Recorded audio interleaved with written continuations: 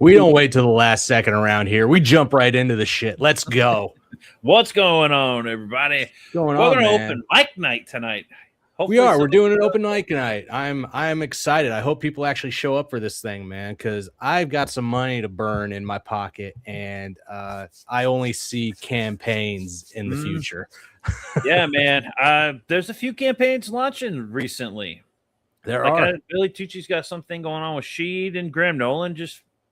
Graham Nolan just closed out a campaign. Oh, really? What one did he just do? I don't remember. It was Shanu, maybe, or Shanu, maybe. Yeah, I don't remember what it was. Graham just closed out. But anyway, our first guest actually just popped in the back room, man. We'll be getting you on in just a second, but before we do that, we always start off the show with an unboxing. So yeah, I got something special to show off. I need to get some stuff in so that I need a better job, Jake, so that I can afford better stuff and have unboxings. I need a better job too, man. But this unboxing special, this didn't come from a campaign. The last campaign I unboxed, what was it that I unboxed? I think it was it Writhe in Pain? Writhe in Pain 2, and then we did the review on it last week. So check that out if you haven't seen it yet. It was a pretty good review. But this time around, it was a special order. This is the issue 17 of the new TMNT series, and this is a hollow foil.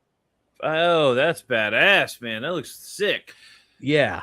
So what's going on with the Turtles these days in the comics? Because I thought we were getting the new generation at this point. No. That's completely the last Ronin. That has nothing to do with the IDW series that's going on right now. That has to.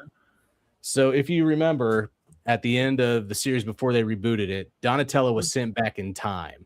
Yeah. And so Armagon, right? The Turtles have all separated. They're all doing their own little thing until they have to regroup to take on a new threat that's taking place. And it's really good. This is issue 17 with the holofoiled special. And I got issue 20 coming by with some cover art from a new artist I haven't heard of called Tsukisha Ray. She's fine, and she's a hell of an artist. I would check her out. Yeah, that sounds. I'll have to go check her out.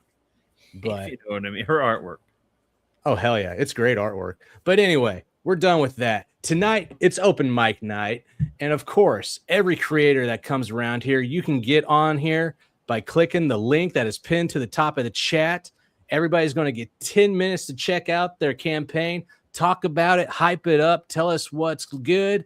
And then we're going to hype it up even more for you. Here we go. All right. Who we got in here first? We got Justin Belmont up in here. What's going on, man? Belmont. What's going on? Hey. It's been a hot minute, brother. Hey, what's going on? Not much. Now, the last campaign I got Smoking the Fox, of course, and Weaponized Werewolf. And I do have Pencils Down.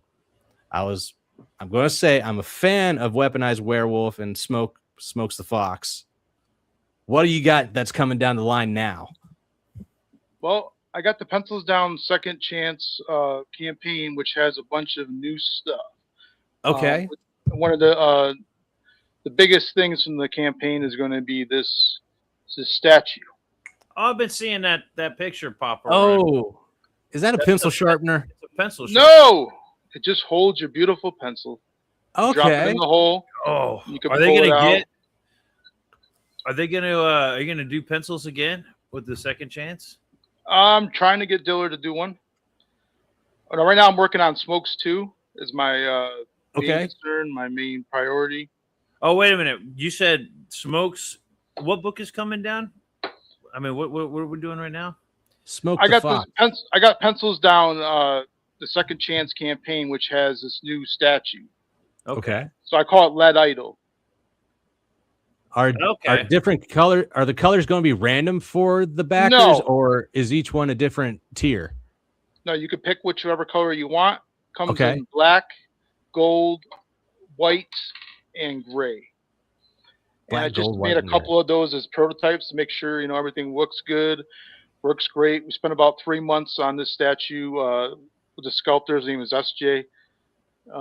He got the likeness using Dillard's artwork, actually. Let me blow you up so you can show that off a little more. There we Man, go. Cool if you could figure out a way to squeeze like a pencil sharpener in there. Well, I definitely go with the gold one. I mean, it looks most like the character. Yeah, it's a pretty cool build, That's man. pretty sick. And we spent about 3 months on that. And other than that, if you haven't checked out Pencils Down, we also have some original art by Omer Glitch that's available on the campaign. Yeah. Okay. Nice. Do you have links to any of these? Yeah, put it in the private. Oh, you put it in the private. Okay. Peter, do you want to bring that up for us? Yeah, I will. All right, I'll bring it up. You can put it in the chat. Cool. Yeah, it's in the private chat. Private chat, and then okay, hold on. Okay, so Copy it. Down. Oh, and then here it is, everybody watching. It's in the chat right now. Boom. And I'm trying to share screen. Share your screen. Now you got this one going on. How long is this campaign going to go?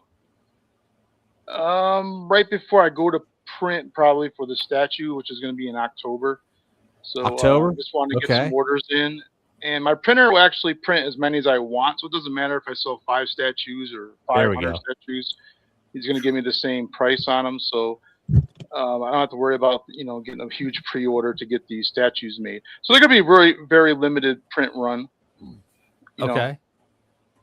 Collectible. Right, it adds a cap on the top, so if you don't want to use it as a pencil holder or whatever, you can just put it as like a desk ornament or on your shelf, display it. I could see some people definitely like painting it, like doing those statue paint. Yeah. Oh man, that's something I forgot I was gonna do, but I just didn't have the time. I was gonna have like General Piggy do that because he's really good at painting a statue. Mm-hmm. Yeah. And I was gonna give him like a gray one, and I forgot all about that. And there was a guy here near where I lived that they have these gaming centers where everybody goes to play D&D. Well, there's a guy that used to hang out over there, and all he would do is he'd sit up there all day painting little Warhammer figurines and stuff. He was pretty good.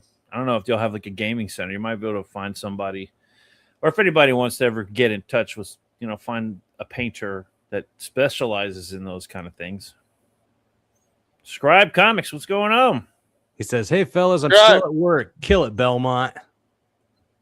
Yeah. So for those that don't know, what is Pencils Down? What's the story behind that and everything?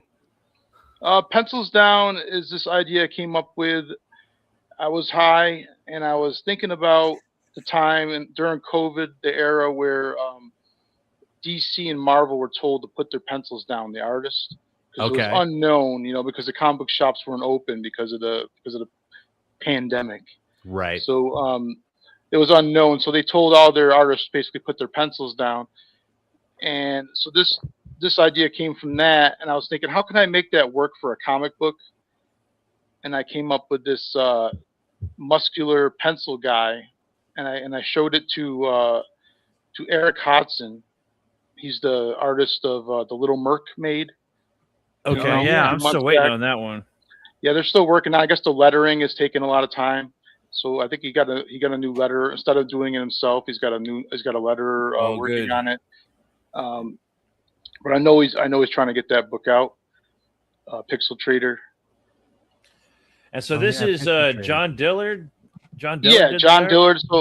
So I after I got this idea, I showed in my DM group, and Eric Hodson saw it, and then he made this drawing right here you're seeing on the screen in that pose, but in pencil. Okay. And it wasn't as detailed, the background or anything like that, just the pose.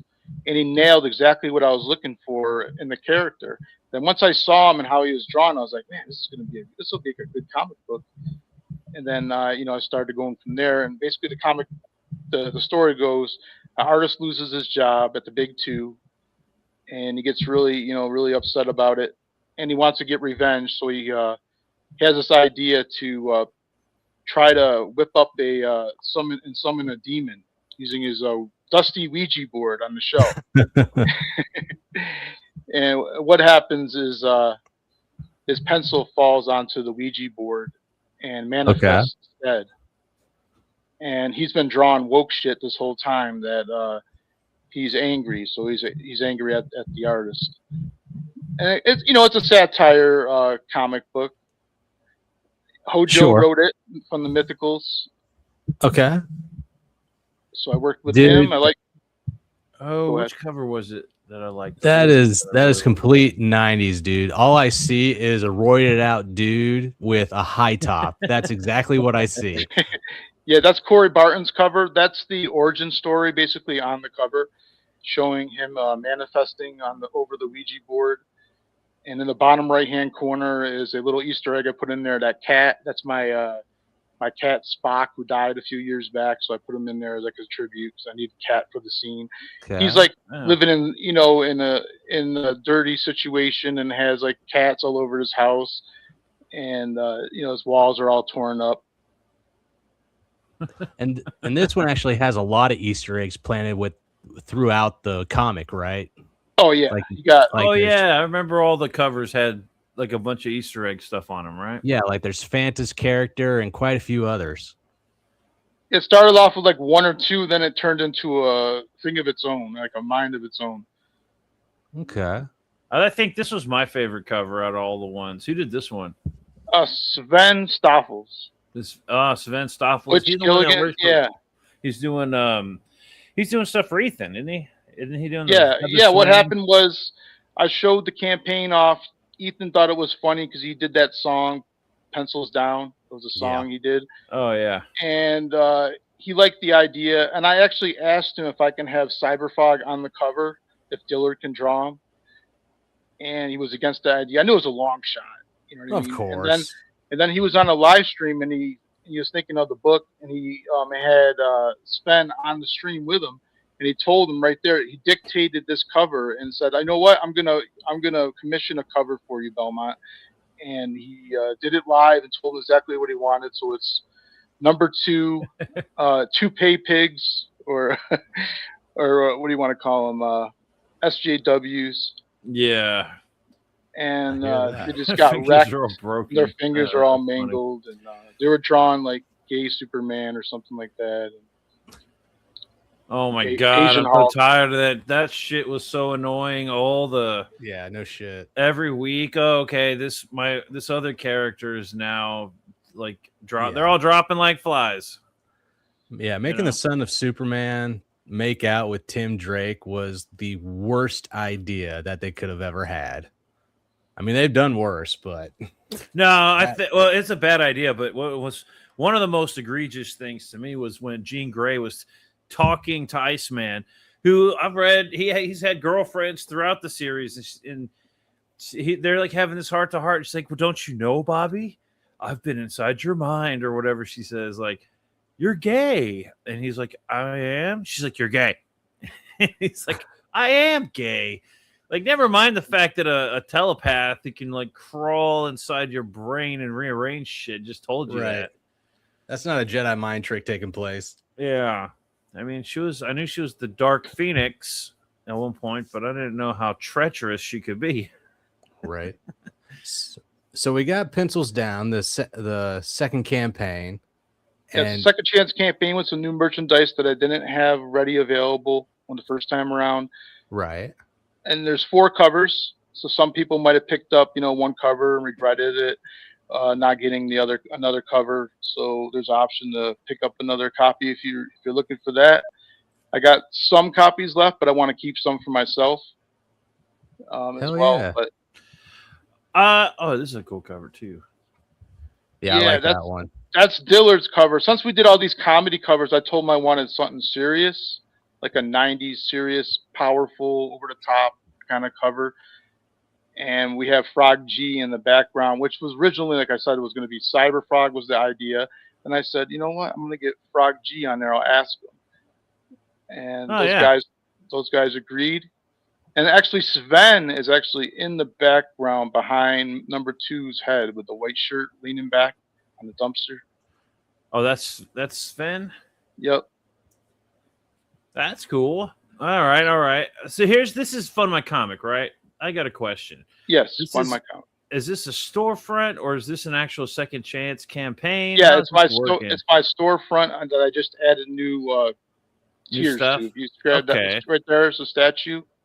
These are limited. They're going to be limited. Yeah. Oh yeah. Like limited availability. When they're done, they're done. Yeah, I'm not going to make that many of these. Under like 25 of them probably each. Hell yeah. We need more campaigns over on Fun My Comic also. They're doing great over there with Luke Stone at the helm. Yeah, I like Fun My Comic. You know, it's easy to use, very friendly. Now Indiegogo overhauled their whole site. Oh man, I'm upset with Indiegogo. Yeah, it's more like Kickstarter now than ever.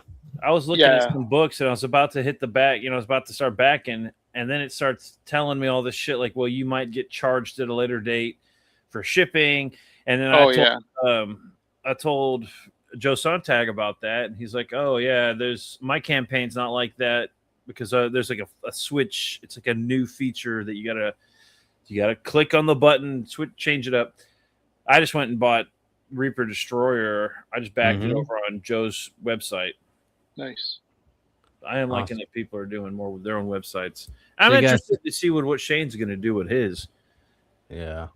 Back me, bro. Yeah, I'm wondering about that one too. Kind of curious. So we got the Second Chance campaign here, and then the actual like pencil holders will be available on a campaign in October. No, they're going to be available on this campaign, but they're not going to be shipped till October. Shipped till October. Okay, so October is the fulfillment date. Yes, I already have the statue file. I just have to, put the order in. So I don't know how many I'm going to need. Okay, cool. But I want to get it out pretty soon. You know what I mean? So I've been working on this idea for a while. It's kind of keeping me busy in between Smokes 2 and Pencils Down. It was kind of like a bridge. How is Smokes 2 coming along? Slow but surely. We got 2 covers. Corey Barton also did a cover for me. There you go. Corey and Barton's a very Bob good Hall. artist. The legendary Bob Hall. I was able to get a cover for him. He was looking to raise money to go to Egypt for his dream vacation or getaway, whatever you want to call it. Okay. It was like his bucket list. Awesome, which I guess it is. Going to Egypt to see the pyramids would be something like on your bucket list, I suppose. Hell yeah. I don't know about me. It might be I don't know if Egypt would be on my bucket list. It might be if I could got a free trip over there. I'd take it. Yeah. Nah, Japan 100%. I'd rather go to Japan, but I don't even know really why. Japan seems like a pretty cool place. Yeah, Smokes 2, the script is done. Mike Barron came back. It's been edited. Cool. Aldous helped me out with that. And we got 5 pages that are penciled and inked. Sweet. And that's as far as we are. But I talked to my artist a few days ago, and he said he's going to be able to start turning in pages this month. Okay. So it's been a while. It's been like a year and a half or so, almost 2 years, I think, since he used a page. He had some projects come up, and he hasn't been able to do it. You know how artists get, man. Sometimes they just disappear. Yeah. So I'm dealing with that, and I don't want to replace them and then start all over again. So nah, be patient. But also, you see that? It's Jay Lee. Yeah, I like this take on it. This is funny. Yeah, he didn't look at my source material. I've known Jay Lee since the 90s. Like, I would always go to his table, and he knows me by first name. And I got so many commissions for him that I'm like, Jay, I got everything I wanted pretty much. You want to draw my character? And I got him to draw Smokes. And then I got him to draw Weaponized Werewolf. And then I got him to draw Pencils Down, #2. But he didn't draw him like the character is. He drew him in his own way. You know what I mean? Yeah, but I like that. I think it's interesting. You got a unique piece right here with Jay Lee. He drew him what's that character's name with the with the bandana, with a red bandana going down. An Image character. Oh, Grifter? Grifter. Yeah. He did him like a Grifter version of #2 or something like that. Yeah. That's badass. All right, man. Well, other people are trying to pop into the chat to start showing off some more campaigns that they're working on. I appreciate you coming on, Justin. Yeah, I just want to show you. There's some original art for sale. Yeah, I was looking at that. Okay, that's what this is over here on the right. Yeah, the one-of-a-kind pieces and Copic markers drawn by Omer Glitch. Ah, okay. Nice. And then who does this? Omer Glitch? Yeah, and that's supposed to be me getting destroyed. That looks brutal. And that's a little smaller one, so it's $40. Okay. Then I also got digital for $8. You could buy all 4 covers for $60. And you could buy 2 covers for $30, and you get the digital for free included with it. Ultimate and then you digital. could buy just a regular digital for $8, and that's everything right there. That's everything I ever put out for $20. So my digital What's collection. the? Oh, I see. Pencils Down, Weaponized Werewolf. It's got all like the catalog on it. Cool. Yeah, everything that I've made so far. That's a pretty good deal right there. Yeah, $20 for a bunch of books. That's pretty good. And that's the sketch cover. It's just blank, so you can get it. You can know underneath it is the cover A, the Eric Hodson cover. So it's just like a wrapping that goes over it. Okay. And then what is that ×2? Oh, because you get the regular standard edition, which is 4 pages longer than the regular comic book. It's got 4 pages of fan art additional, and then it also has another PDF, which is the just the line art by Dillard. So it's like the artist edition. Okay. Oh, okay, cool, awesome. So that's why I call it the double feature. Digital double feature. I've seen that. I've seen other people do it. I'm like, how do you have multiple PDFs? That doesn't make sense. But then it does, because then I read it and I'm like, oh, okay, you've got 8 books that are in this 8 PDFs. That makes sense. All right, cool. And then we got the new pencil holder. I still think you should add a pencil to that pencil holder. Add a what? Add a pencil, like one of those pencils down pencils. Oh yeah, everybody who's got those can put it in there. It also comes with a digital copy of the comic book and this pencils down sticker, logo sticker. Okay. And a signed. I call them toe tags. So it just goes around the statue's neck. I didn't want to sign the statues. I thought that would be kind of lame or whatever, so I just signed the toe tag. And it proves that's one of the the first editions that I printed. Yeah, authenticity. Yeah. And you get the sticker and the cap, so you can cover that head wound. See? Okay. Awesome, man. For $28. Yeah, appreciate you guys having me on. No, I appreciate you coming on, man. Yeah, man. Looking forward to my new pencil statue, and I'm looking forward to Smokes too when it comes down the line, man. Putting out good work with Mike Barron over there. Oh yeah, I'm gonna do a spectacular job, man. I'm gonna take my time with it. Actually, I do have one more piece. So it's a little. There's 5 pages done, and then there's a back inside cover drawing that I got done. So I guess you could say 6 pages. So it's getting there. Hopefully, you can turn in 1 or 2 pages this month. And it's 24 pages total, so I don't know. I'm hoping to maybe release next year, late next year. Hell yeah! Or at least run the campaign. We'll see. I don't want to run it before it's ready. You know what I mean? I don't like to be half-assed. Oh yeah, be almost done when I release. I appreciate people who are now trying to like get cover their bases a little bit more. In the past 2 years, there have been a couple of people that burned their entire fan base. Yeah, because they didn't cover their bases. All right, and then they cried like babies, and then just disappeared. Not me. I've fulfilled everything on time, every time so far. Hell yeah, man! Good luck on this one, and I'd like to see. I can't wait. Yeah, like Jake was saying, Smokes the Fox 2 is coming out next year. Right now, you can go get your statues. Yeah, those available in October, and everything else that I showed you is available now. So if you want a piece of art or a pencils down comic book or whatever, those are available now. Digital stuff, I can get that out right away. But the statues, I'm going to wait till October so I can take some more orders, and then I'll get them out. Awesome. Well, I got the links in the chat. Peter put the link in the chat earlier. I just put it in now a couple minutes ago. So hopefully we get some people out to you, man. Appreciate it. Yeah, I'll be back when Smokes 2 comes out. All right. Check you later, man. Appreciate it. All right. Later, Peter. Later. All right. Let's get our third co-host up in here. What's going on, Stanley? Hey, what's going on, Stanley? Dude, I had questions for the character for one of my favorite Castlevania games. Oh man. Well, maybe you got some questions for our next guest here because he's about to come on. This is Zombie Boy. Yo. Hey, Zombie Boy, what's going on, man? How's it going? Work is brutal. Oh, is it? I feel that. Yeah. Let's see. How do I work this thing? I'm like, yeah, it sure is. Well, wait. There we go. It's summertime. I don't have shit to do. All right. What you got to show off this time around, Zombie? Only the greatest comic book ever. Okay. Subscribe Hero. Yes, of course. My copy's around here somewhere. Yeah, I'm looking around. I got mine. It's over in the pile. Yeah, you got it in the trash can.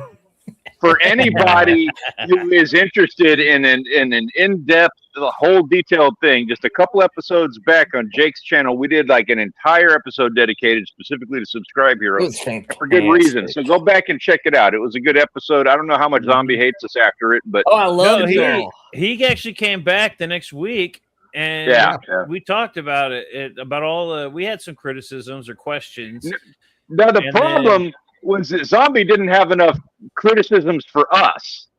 That needed to happen. It was a rebuttal. We were supposed to get our asses handed to us in the rebuttal. Yes, I was ready for it. I was ready to have my ass handed to me. I showed up at the last 30 minutes. Yeah, but then we were talking about the next book in the part 2, which I'm more excited for the second issue. And I was excited for the first issue. Yeah, I was more excited for the second issue. Number 2 is going to be the best. Yeah, number 2 does look really funny. After the show, you were showing me all the pages or all the concepts or layouts and everything. And I'm going to be dropping N-bombs. That's how you know it's going to be great.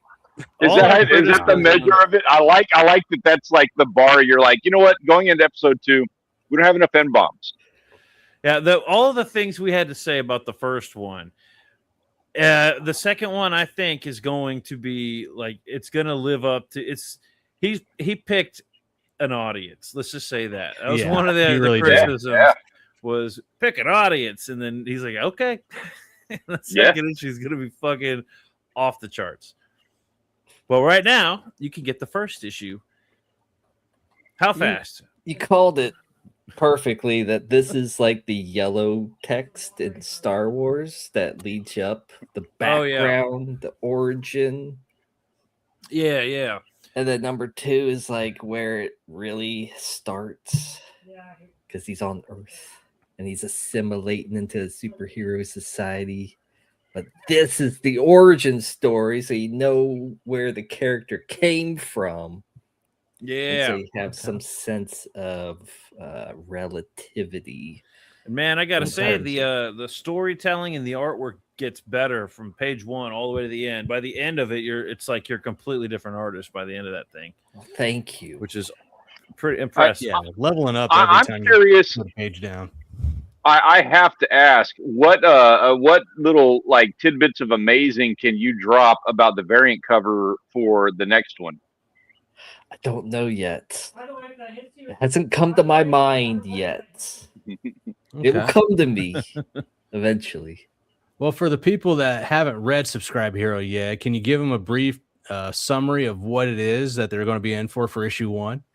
They're in for quite, you could say, a unhinged series of events of where a little boy grows up on Mars after being discovered by a couple scavengers on Mars.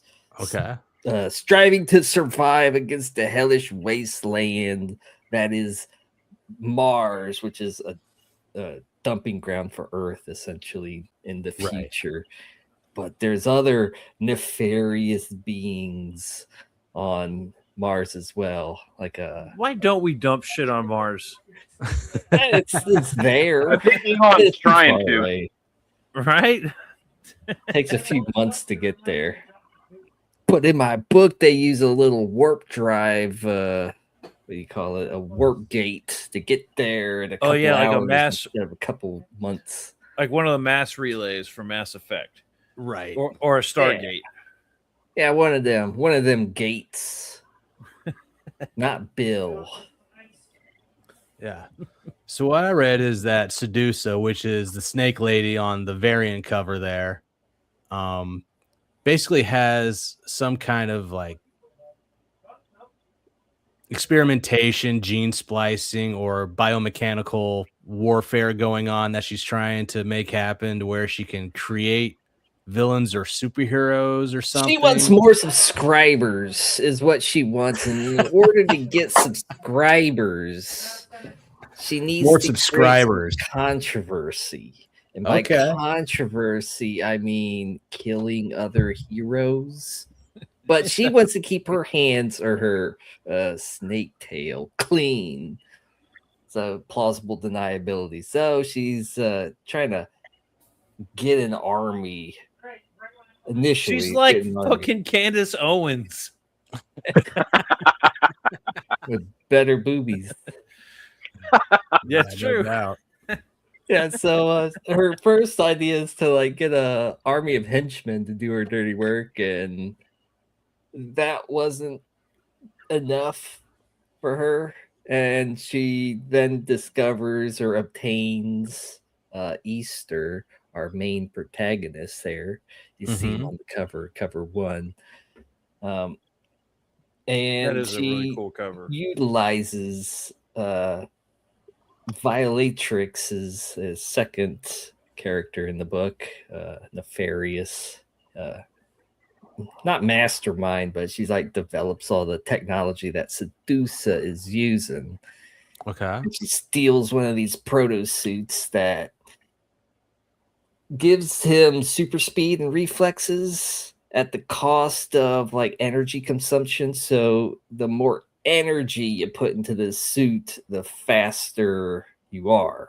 But it also fries your brain in the process. So she has to like figure out that delicate balance.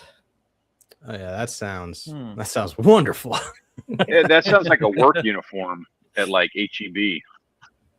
She's not putting herself in harm's way. So that's what the little boy's for. You get a small, innocent child to do your dirty work and train him to kill. We also call that being a dad. You ain't lying. That's not. There's other words for it too, but Muslims.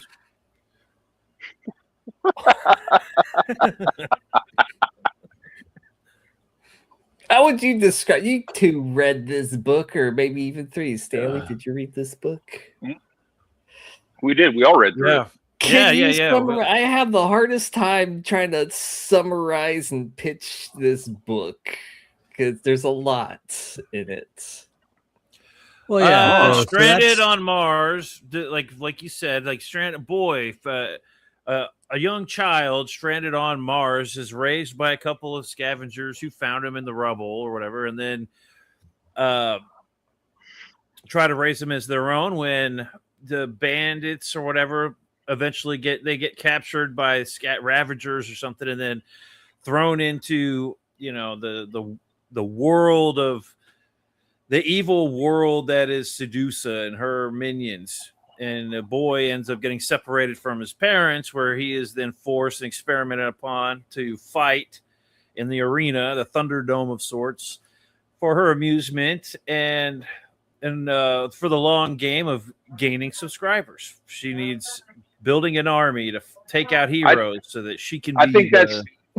I think this is a pretty valid like thing on that, because that's an explanation point by point.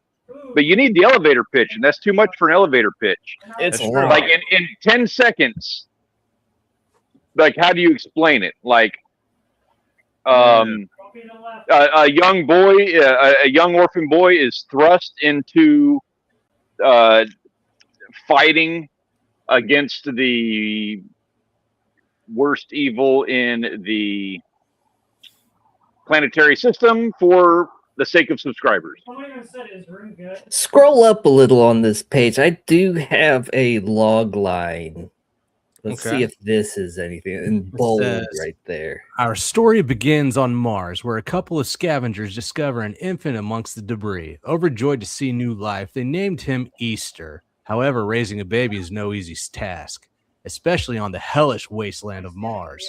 Their goal is to survive, but the environment isn't the only thing trying to kill them. And then the bold up there. I think even that's too much. Like, you got to talk elevator pitch. I like the bold part you're talking about. Scroll up again. Yeah, scroll up to that bold part. So he had like the one line. I think I have one issue with this. He says, Easter, a boy conditioned to be a mindless killer, escapes imprisonment on Mars and returns to Earth. My one issue with that, because I like that as your tag, but it's why. What's the why for returning to Earth is my only beef on that. You could end that sentence with an ellipses because some things and stuff. Okay. Yeah. My 2 cents on that.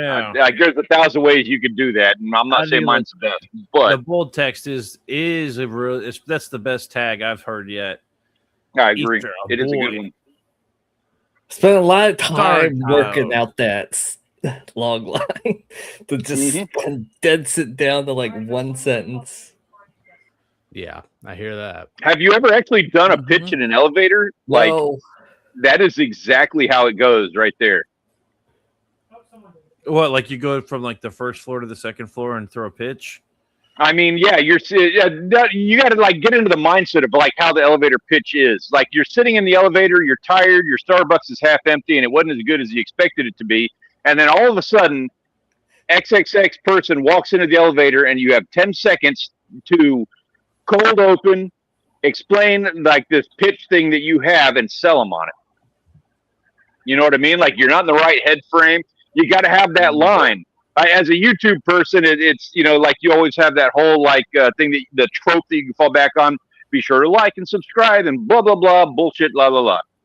But it's easy. That's what the elevator pitch is that it doesn't matter if it's 5 o'clock in the morning and you have no clue what's about to happen. When it happens, you have to be able to fall on it and jump. It's basically you have that pitch memorized so that even hungover on an elevator, drooling in your own vomit or whatever, like laying face down in your own vomit. Peeing in the corner. Here comes exactly. Yeah. You're pissing in the corner. You're about to puke. This is the worst moment of your life until that guy walked in the door.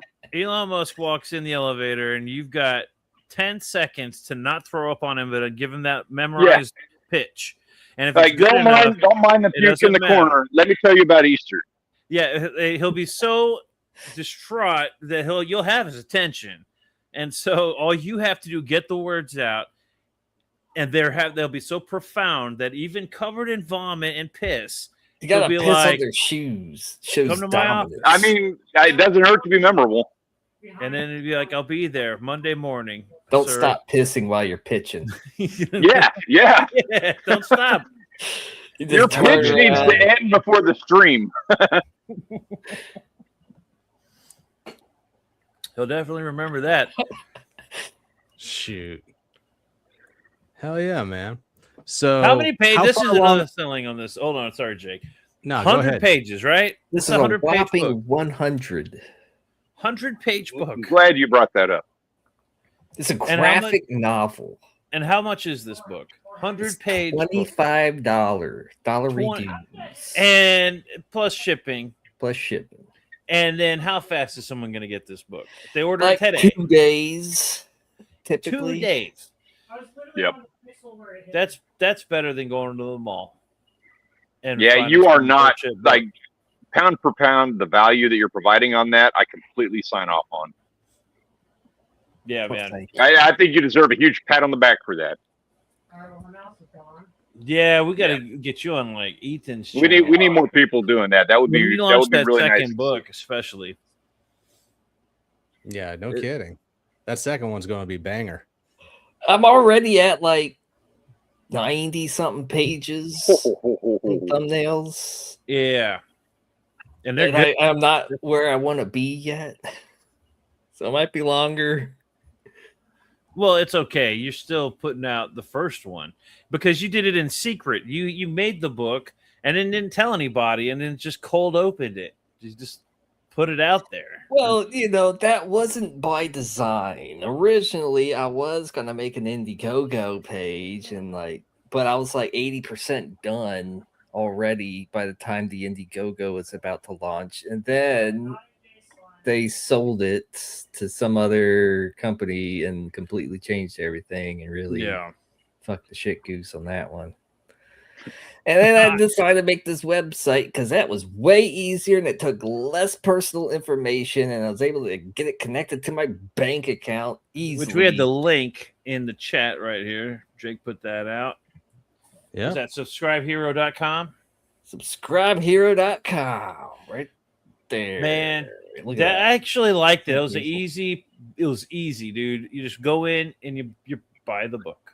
You even got what is that? QR code? QR code, yeah, you can easily accessible. And make him big so he can do the QR code. It's gonna be blurry. Oh, it's gonna be blurry. That's okay. We can deal with that. You got the link in the chat. That's the important thing. Blurry. Put it like a little closer to your face. It's zoomed in on your face right now. Yeah. How many of those? That ought to work right there. How many of those do you have? Like business cards? These business cards, I got like 1,000 of them. Do you just leave them random places? Oh, that's a great idea. It is yes. I got some criticism on this. I've dealt with this one in the past. I did it. It's a pain. Once. It's a pain in the ass, but I'm going to say it right now. And you just experienced why. That QR code needs to take up like half of that business card. Yeah, go put them all over. Like you got a mall near you, right? They might have like and it goes. Yeah, you go set those everywhere. Everywhere.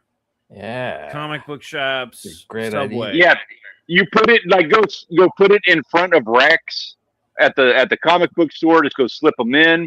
Go put it in the pages of comic books. Go put it anywhere people are going to see it. Yes, put it in your hair, behind your ear. Dude, yeah, go to a gas station and just leave it. Put it under. I made mine in the stickers. And I stuck them all over every gas station. I do a fishing channel. I put it every bait stand over like all of the places people go fishing. Oh yeah, that's these stickers. Hey, that looks pretty good, man. Is that 6 a.m.? No, this is mine. 6 a.m. It's got, nice. It has a texture to it, fuzzy texture, and also your favorite. Hang on, Sedusa. Wait a minute. Kind I of didn't get stickers. Did I? Did you send me stickers? You didn't get none stickers. You only got you bitch. I got the deluxe. I got the deluxe special. You got the deluxe edition. cover. It should come with stickers. I think I deserve stickers. I'm just saying. Stickers are $5. I fucking deserve a sticker. That's actually a good deal on stickers. And you get 4 stickers. You get these, my little logo. Oh, $5 for 4 stickers? That's a good deal. Yeah, that is a good deal. I'll make $5 for one of them. 99 cents profit if I sell all of my stickers. Hell yeah. Also. Hell yeah, man. Oh. Okay. Yeah, I like that. Yeah, look at that. Nicely done, man. Very well done on that. Hey, you know what? When you send me a bunch of stickers, send me some business cards. The stickers you forgot to send me with the comic book, the super ultra edition. And then send me some business cards with that, and I'll go put them up in the mall. I'll you go know put them in the what? comic I will. store. When number 2 comes out, I will give you some. Yeah, dude, totally. You just want to send me those cards? I'll just go fucking. It'll give me an excuse to go to the comic. Dude, Guerrilla Street Team works. There's a reason it's been going on for like 80 years. Yeah, in fact, we need to do better with that kind of networking, man. Everybody having cool shit like that, business cards, maybe some free stickers, right? Like take a couple of handful stickers, put them with the business cards, send them out to the friends all over the country. I live next to a train track, and sometimes the train parks there, so I can like get some spray cans and just tag it. Oh yeah. Get one. My question is, why have you not done that? Well, because I just thought of it. Okay, fair enough. Now make it happen. You need to make a stencil. Yeah, make a stencil and then just go tag that thing everywhere. Yeah, get old Banksy with it. Dude, make a stencil like a two. You can do it 2 colors. Black. You can do it less than you can do it 1 color of the QR code. Yeah, that'd be great. I'm gonna do that. Oh yeah, that would be kind of cool. Don't tell nobody. Internet, everybody watching this. Don't tell nobody. Don't narc out like a Tony. Narc what? There's no proof. Like a Liam. We're just talking right here. Somebody else could have taken the idea and ran with it. The QR code. I'm about to make a stencil of my own QR code. Shoot. Where would it lead? It would lead to my YouTube channel, Stanley Orchard. Yeah. Hey, Ben Soto's in the chat. What's going on, Ben? What's going on, man? Oh man. Hi, Ben. What's Ben working on these days? I don't know. He should pop in and tell us because the link is pinned into the top of the chat. So he should come in here and tell us what he's working on now. It's midsummer, so it's about time to start talking Halloween, right? Yeah. Yes, it is. Excellent call on that. Yeah. If you're not already like half done with your Halloween thing, you're running behind. Zombie Boy, we appreciate you coming in here and showing us Subscribe Hero and telling us that issue 2 is on the way. How many pages is Subscribe Hero 2 going to be? Probably more than 100 pages. Holy shit. Dude. I love hearing that. Subscribe Hero 1 is definitely worth the read. It's a fun book to read. And it's the value, like that's a weird thing to say, the value you get from this. No. That is a big fucking book. He put a lot of effort into it. It's that is well a really, done. really like low price for a big book. You're gonna get the book real quick, and those stickers look cool too. And you should definitely get some stickers to go with it. But then book number 2, from what I've seen, is gonna be just fucking off the rails, even more than this book is, and it looks hilarious. It's gonna be great. It's gonna have monkeys dropping the N-bomb. That's all I needed to hear. That's all I asked for. Ben says, too busy to pop in tonight, but if you do this again, I'll drop by. Hell yeah, we'll do this again. Deal. As long as people keep coming in to show off what they're doing. That's why we're here. Subscribe Hero. Go to subscribehero.com to check it out. Go ahead and back it. It's 100 pages for $25. I mean, that's a steal. That's really good. $25 or $40 for the titillating alternate cover. That's the one that I got. I got the better one. All right, man. Appreciate you, Zombie Boy. We'll see you in the chat later on. Man. Take it easy, dude. Take it easy, man. Keep up the great work. Thank you. I will. Because you said so. Yeah, Subscribe Hero was a fun read. That was I enjoyed that one. Yeah. It's one of those ones that doesn't have too much in-depth stuff going on. It just lets you sit there and enjoy what's going on. I would agree with that. Mm-hmm. Yeah. But yeah. So again, this is open mic night. Everybody gets at least, well, we definitely went over 10 minutes with our first 2 guests, but if you come in here, pop in. The link is at the top of the chat. You can click on the link. You'll get into the back room and we'll pop you on to see what you're creating and what you want to shout out or anything like that. But yeah, man. Pencils down. Have you Subscribe Hero? Have you heard of obviously you've heard of the Byrne X-Men, right? Yeah. I have not. Listen. Okay. It's John Byrne, right? Right. He used to do all the X-Men. He ran like the classic 80s. You've heard of the John Byrne thing? Basically, so when he left X-Men right at the end of the Dark Phoenix, I believe. The end of the Dark Phoenix, basically for the years, he always was like not happy with how they took his story arc, right? So for years, he has been writing 40 issues of X-Men, John Byrne classic style X-Men, right? Okay. And had them for free on one of those websites, one of his websites. You could just download. In fact, I think I have think I have it downloaded, the pencil version. Well, then eventually he wasn't like, he was just going to give it away because it's X-Men copyright. Well, then I guess Marvel bought it from him, got it inked and colored and everything. And they finally, the last month, he was doing the pre-orders, or I guess he was done with pre-orders because people actually have the book now. Okay. The X-Men Elsewhere, or whatever. Oh yeah, I've heard of Elsewhere. Yeah, I want to get it. That's one of the ones that I actually like. The pencils they're fucking great. They're awesome to read. But dude, I want to read it inked and colored. Yeah, fully done. Yeah, and then it kind of makes me want to go back and get, I'm very curious to hear how that story goes. Is it 40 issues or is it 40 issues per year? It's 40 issues he did as a fan. It's all fan fiction. It's because he used to do the actual X-Men comic. Yeah, and he wanted to just keep doing what he was doing. Yeah, he's retired, I guess, has nothing else to do, and he's like, "Oh, I always wanted to do this," so he just started doing it for fun, and just made it the way he wanted it, And it was so popular that Marvel bought it and printed it. I think, so now you can go get it, and I want to. They're already sold out of the first printing, and I think the second printing, and maybe even I think they're on the third printing right now, if I'm not mistaken. Okay. I don't care what printing I get. I'm not here to get a collector's item. I want to read the thing, so I'll get the 8th printing. But dude, that's what physical copies are for. Like, if you want to collect them, fine, buy 2, but definitely pop open those seals and read the it's damn such a thing. It's like a comic book nerds, especially I'm an X-Men fan.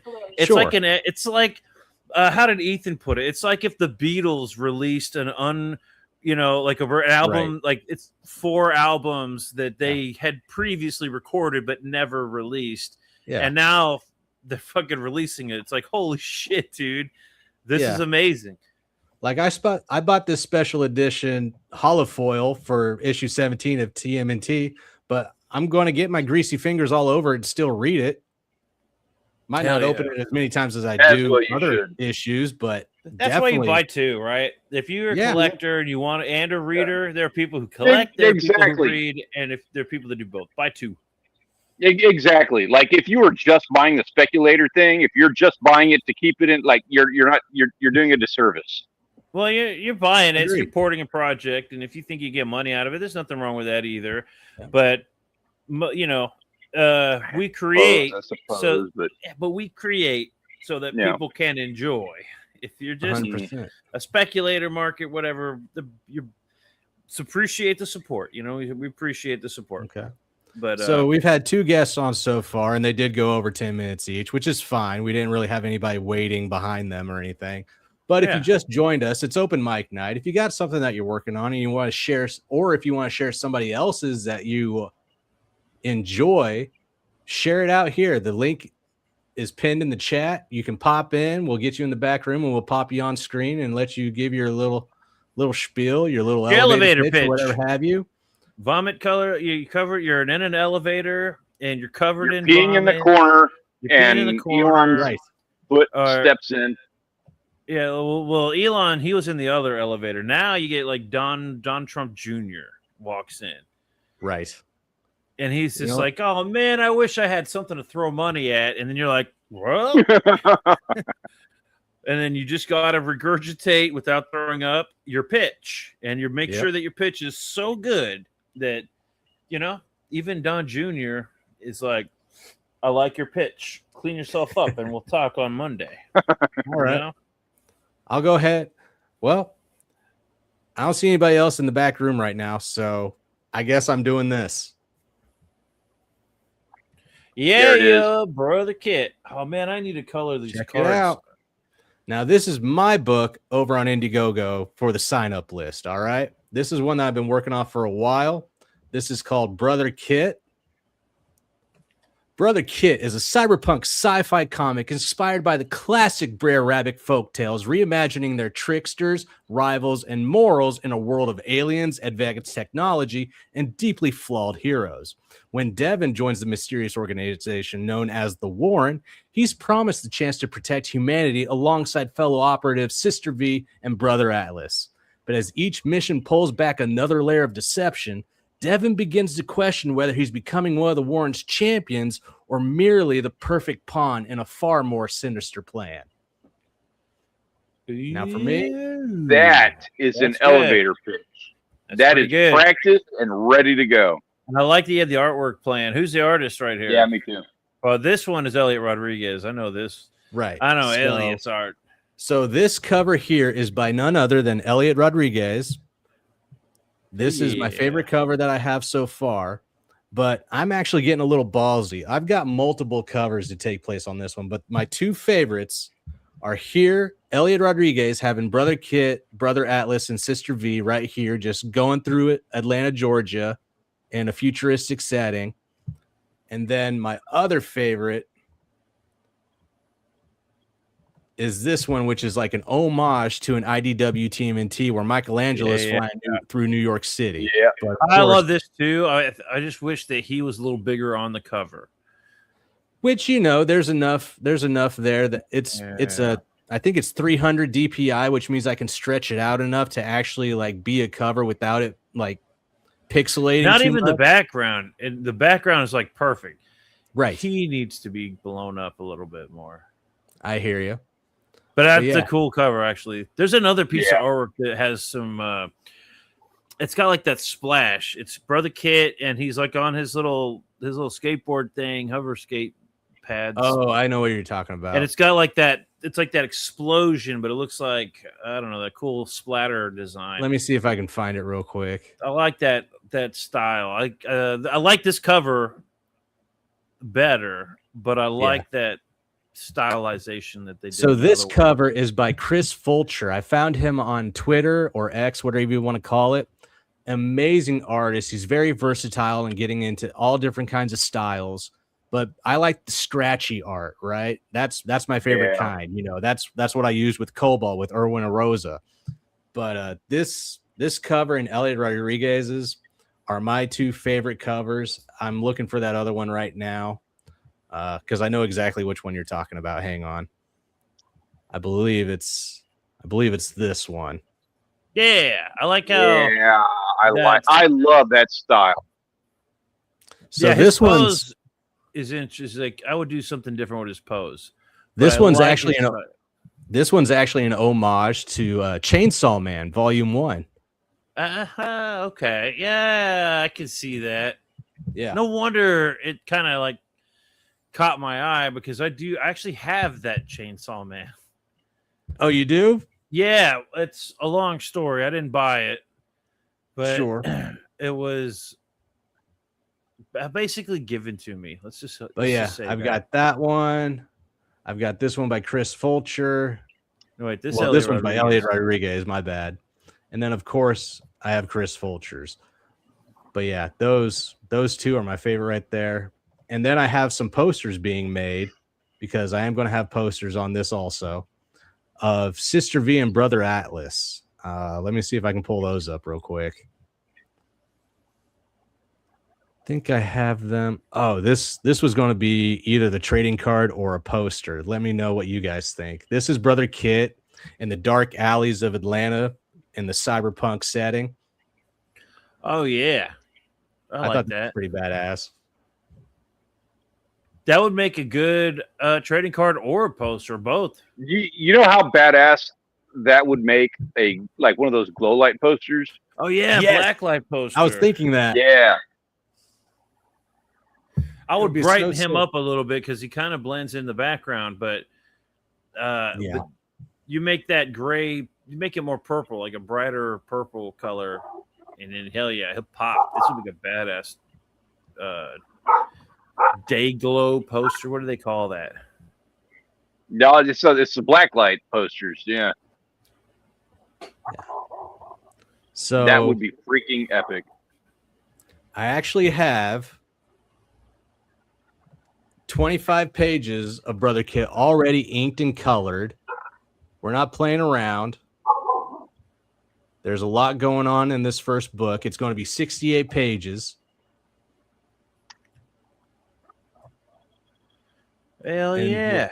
Like I said, so this is a reimagining of the old Brer Rabbit folktales, right? And the first story that we're tackling is, of course, Brer Rabbit and the Tar Baby. And it's going to be fucking epic how we handle this. Oh man, it's gonna be so good. Reimagining. You hear about these we had that guy on recently who was reimagining.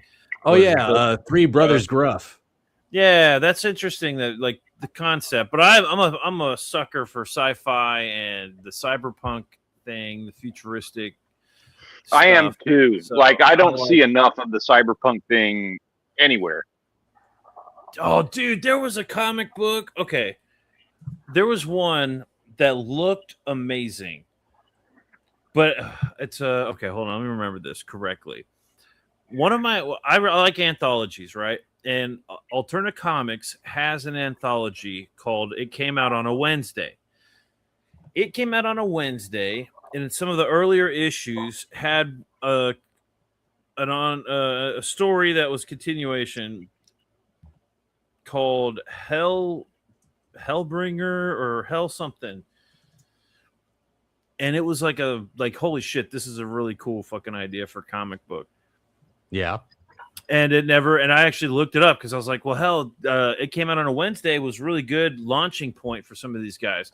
So I wonder if he just had Hellbringer or something like that, whatever it was called. And maybe he went and made his own comic. And I did a lot of research trying to find it. It turns out he never turned it into a full-fledged comic book. Really? So yeah, man.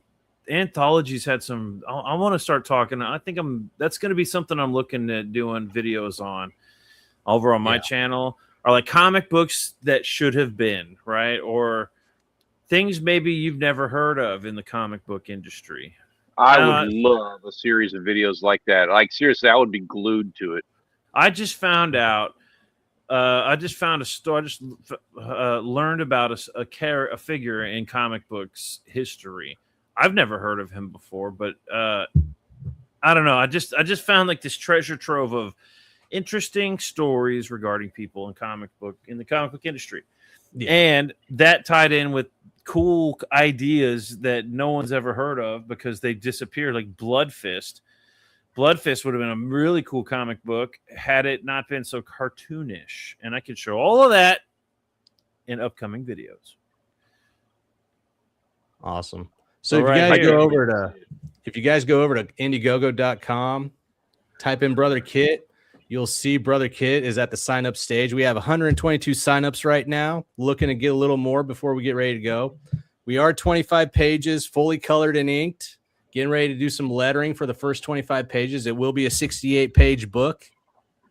And then when we finally get to launch and you back a physical copy of the book, when you do the sign up, you're going to get this free magnetic 6 a.m. art of Brother Kit. Oh, I love it. Magnetic.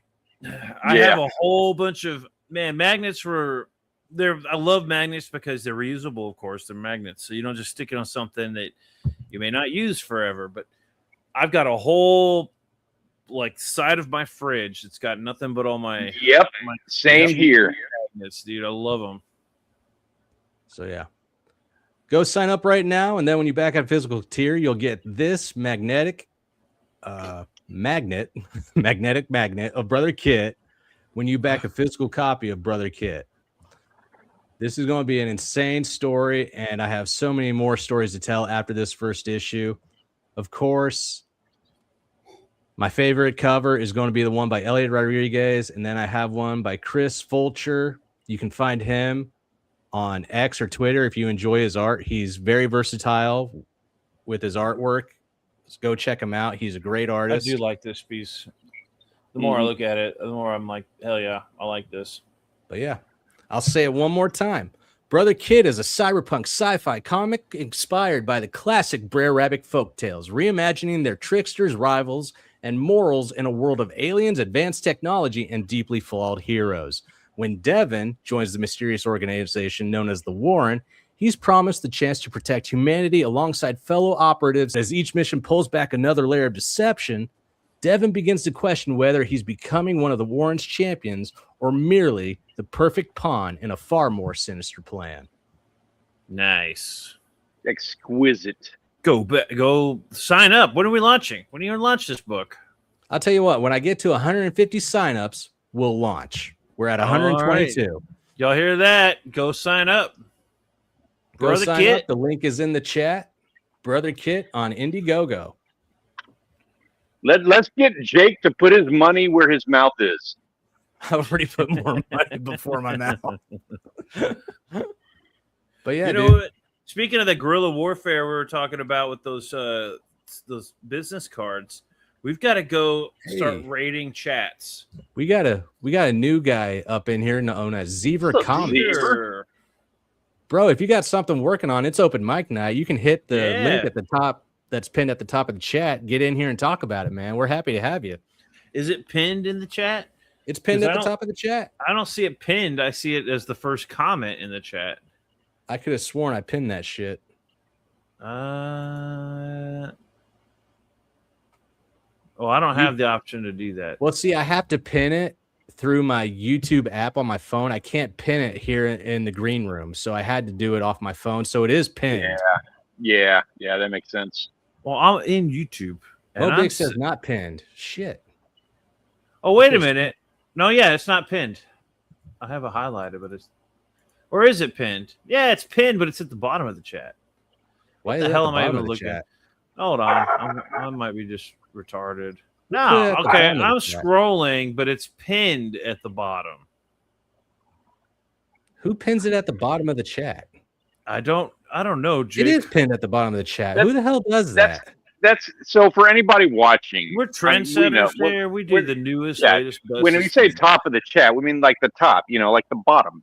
Duh. Yeah, everybody knows that. I can't believe you guys didn't get that. Shit. But yeah, at the bottom of the chat, the link is pinned for you to come on here and check us out. Give us your elevator pitch. You got 10 minutes to show off whatever you got going on. Mo Biggs. What's going on, Mo Biggs? Mo Biggs up in here? What's up, man? Yeah. He's not even talking shit yet. What the hell, Mo? Not pinned. It's pinned. It's at the top of the chat. It's faux Biggs. He's not even talking shit. He's being nice. It's faux Biggs. But yeah.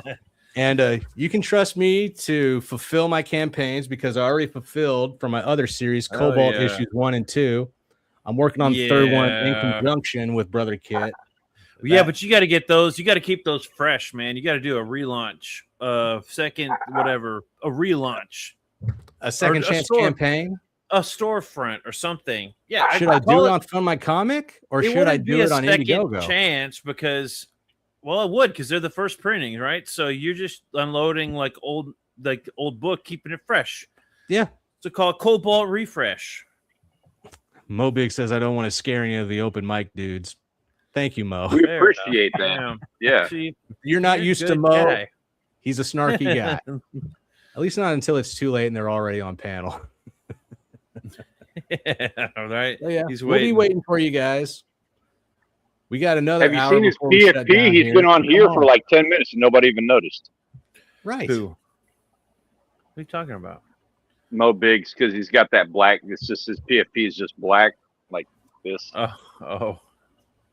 Should I do an open storefront on Fund My Comic or should I go to Shane Davis and be like, dude, can I get on Back Me, bro? Please? Well, for Cobalt 3, maybe, then yeah. That's what I'm like, oh, man. I'm curious to see how Shane's does because I think Comicsgate will go to Shane Davis before they'll go to Fund My Comic. I don't know why, but I know exactly why. Be the case. Why? I know exactly why. It's because it's the name for CG other than Ethan. It's Shane Davis because he's right there next to him for every stream. Yeah, but we've had books on Fund My Comic. I guess Ethan, the big names haven't been on Fund My Comic. Like Cecil has a book on Fund My Comic. Ass, bro. I mean, I bet that if Ethan and John and Shane had gone to Fund My Comic, I think it would have done much better. Oh, 100%. My question is, I wonder why they never did. I know Ethan talked about putting links on there and stuff, but It's not about the money. It can't be about the money. There's got to be a reason. Okay. I understand that money is involved, but sure. Why go through all the trouble to make a brand new site just because of I want more? I want all the money. Like that doesn't. That's the only reason you need. Otherwise, you'd make your own website for Nine Realm Comics. He already has his own website. He doesn't need to make a website to help everybody else. All right. So I present to you with the question, why do you need Back Me Bro? That's what I want to know. Why they haven't gone to Fund My Comic is I'm almost certain the reason why they are doing Back Me Bro. Zombie gets it. I don't know why I don't know what your malfunction is. You think it's about control? What control does Fund My Comic have over anybody? No, it's about the money. What money? The 2% they get or whatever? Like that's exactly right. I don't think that's enough reason to. How much work did they have to put into that 2%? Campaign. I actually like the idea of having these campaigns in one spot where you don't have to go with JDA. You don't have to have your campaign next to JDA. So that's an advantage to doing Back Me Bro. I wouldn't want my shit. To be fair, they didn't get great results on F. The only one that went over there was Cecil. I will say this.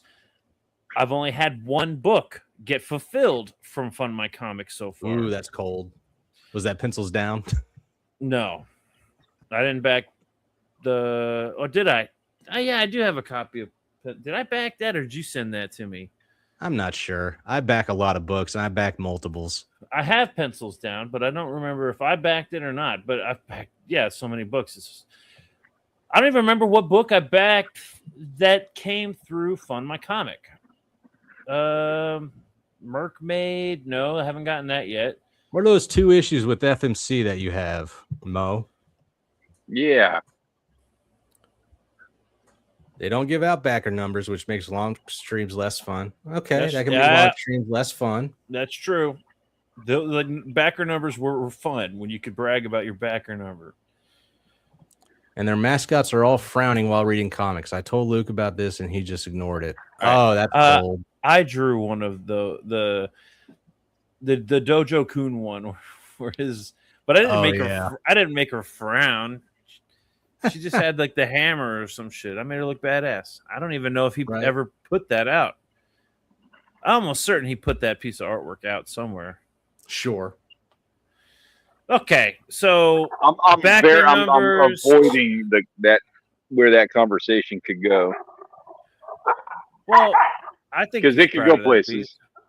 What book was it that I got? Hold on, I'm going to Fund My Comic now. I got to go look and see what book I backed. Well, I backed Cobalt, that I actually got. Not Cobalt. Cobalt's my book. I backed Bolt Action issues 1, 2, and 3 off Fund My Comic. I got those immediately. I backed Tricks and Treats Volume 1 from Ben and Justin Soto. Got that immediately.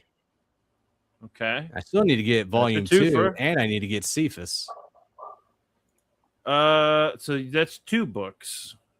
What did I back? Where's my contributions? Here we go. I think I got Pencils Down from Fund My Comic too. So I got 3 out of the 3 that I know that I backed off Fund My Comic. I got them off Fund My Comic. Oh shit, dude! I forgot. I did back Devil Flyer. Okay, so I can't wait for Devil Flyer. My comic, don't be dogging it. But I haven't gotten Devil Flyer yet. Oh well, I'm waiting on it. I'm waiting for Cash Grab 2. Polar Destroyer. That's the one. That's the one that we got. Polar Destroyer issues 1 and 2. There you go. Merkmaid. But Polar Destroyer is the only one that I've backed on Fund My Comic that I've gotten so far. I have faith in Merkmaid. I have faith that someday I will get Cash Grab 2. And I have faith I'll get Devil Flyer. Yeah, I'm not concerned about any of these. They're not like Rob Hunter. What are the ones what are the ones that you have backed that you have the most concern about? Well, that's going to be on Indiegogo. I'm still waiting on books on Indiegogo. A lot of books. So check it out.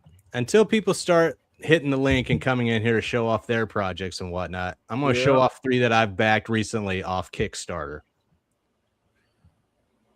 So Barbaric on Kickstarter, Adventures. I backed.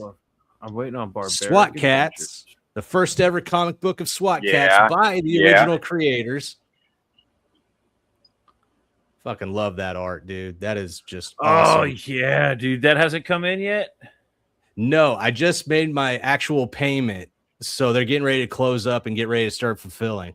Wait a minute. What do you mean you just made your actual payment? You backed it and they didn't charge you? No, they don't. They don't charge you right out the gate. They charge you at the end when they're getting ready to close. See, that shit drives me nuts because I might not have the money 6 months from now, or I might. It's like balancing a checkbook. You don't write it. You don't fucking say, "Okay, I'll write a check. Just tell me in 5 months." You balance your checkbook, and then you're done. Getting these fucking charges at the last minute when they know how I don't like that. Man, I'm sorry to say, like, I have the exact opposite opinion of that. Like, one of the issues that everybody had with checks and checkbooks, and the whole reason there's an issue with balancing them is because it takes a week or a week and a half sometimes for a check to go through. So you have to keep track of it in the checkbook that you wrote a check and that it hasn't, gone through yet. So that money may or may not be there and available. Then a debit card or a credit card is a better example because you're basically like, okay, I'm going to buy a cheeseburger today, but you'll charge me randomly in the future for it.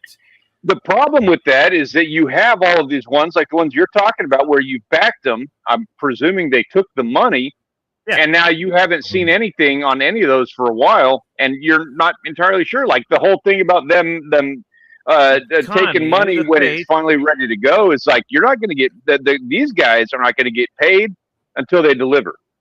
Fair enough.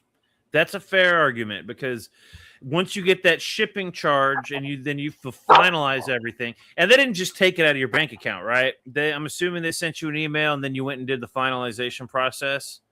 Yeah. Okay, that's one thing. Zebra Comics says, I tried Fund My Comic. They are helpful when it comes to support, but I never sold a book there. Well, that's because nobody's putting eyes on it like they should have when it started. Like we should do right now. If you have a book, you should bring it. You should come on here and talk about it. Yeah. When he first announced Fund My Comic, I suggested Luke go with a more humble approach. Please fund my comic. But again, deaf ears. I know, right? Or I would have done Fund My Comic or else. Yep. SWAT Cats. Oh, you can pre-order now. The perpetrator has responded with a scornful whatever the remark. hell Backer Kid is. And then after SWAT Cats, I, of course, because I enjoyed the first volume so much, I went and I backed Terror in the Trenches too. Yeah. Oh, yeah. Terror in the Trenches looks good. I'm just looking over here on my Indiegogo, and I'm waiting on Black Riding Hood 2, which is from last year. Almost. Hell, it was from what? 9th of September, right? So the end of September. And then I took a chance on this anthology called Small Bites. I remember you talking about that one. Yeah, short tales of horror, fantasy, and sci-fi. Yeah, that one looked cool. We just looked at that one recently, didn't we? Yeah. That was like recent. And they have a hell of a deal going on right now. Let me show. Where's this on Fund My Comic? This is on Kickstarter. Oh, I don't even have my Kickstarter pulled up. I forgot I backed some of this stuff. So this is what I selected right now. $30 for both the print and PDF of 2, 4, 6, 7 comics. $30 print. That means physicals and the PDFs of them for $30. Yeah, that was a no-brainer. Wait a minute. $30 for how many? For 7 books. For 7 comics. And that's a pretty good get deal. The digital. Have you got the digital already? Not yet. But check this out, man. I love this because not only do I get to enjoy the physical copies, which is what I love physical copies, but when I want to share them with you guys, when we do reviews, I have the PDFs now to actually show off the art and pages as we look them over. I do like that edition, the digital edition to it. And I know some people are concerned that they're going to get pirated. That's going to happen if people really care about pirating that much. That's even better for word of mouth.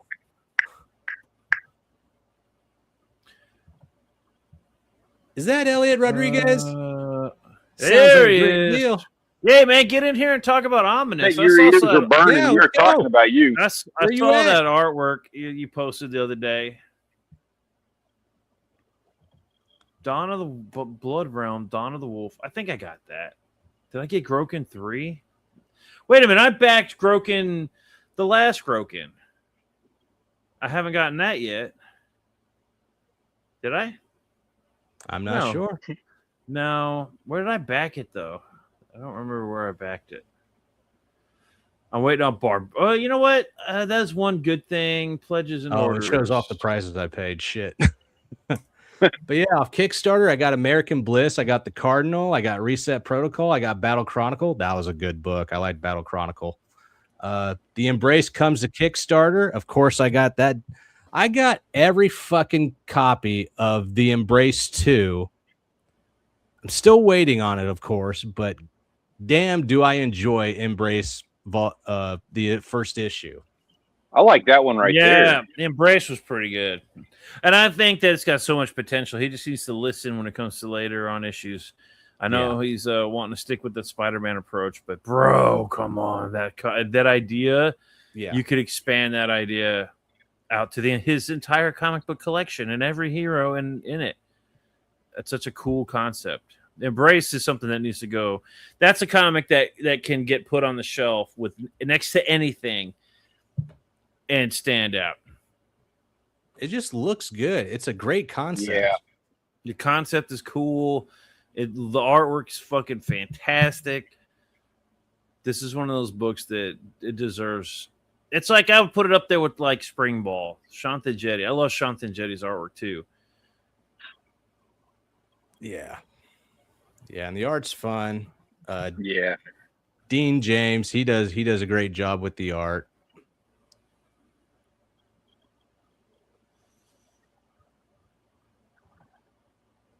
Holy shit, bro.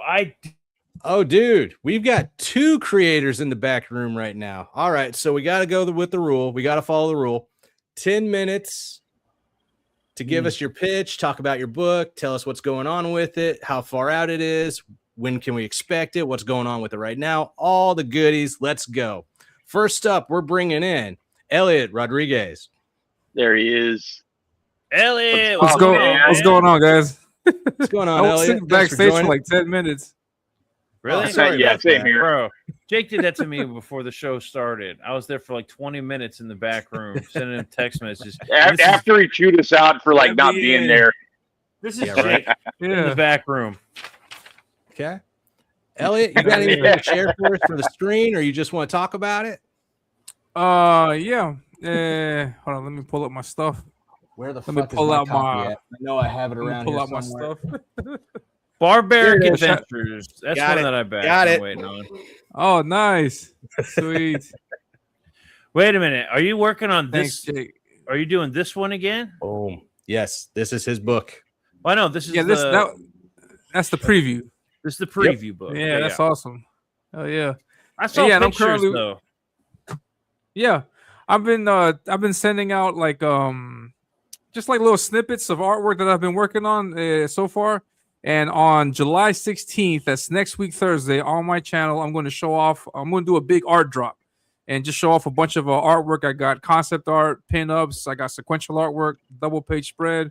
I got a bunch of stuff that I'm going to show off. And so I want to take this opportunity. Thanks, Jake, for hosting this. To tell everybody in the chat, people watching at home and in the replay, that tune into the channel. It's the Ominous Show. I stream. Did we lose him? Me?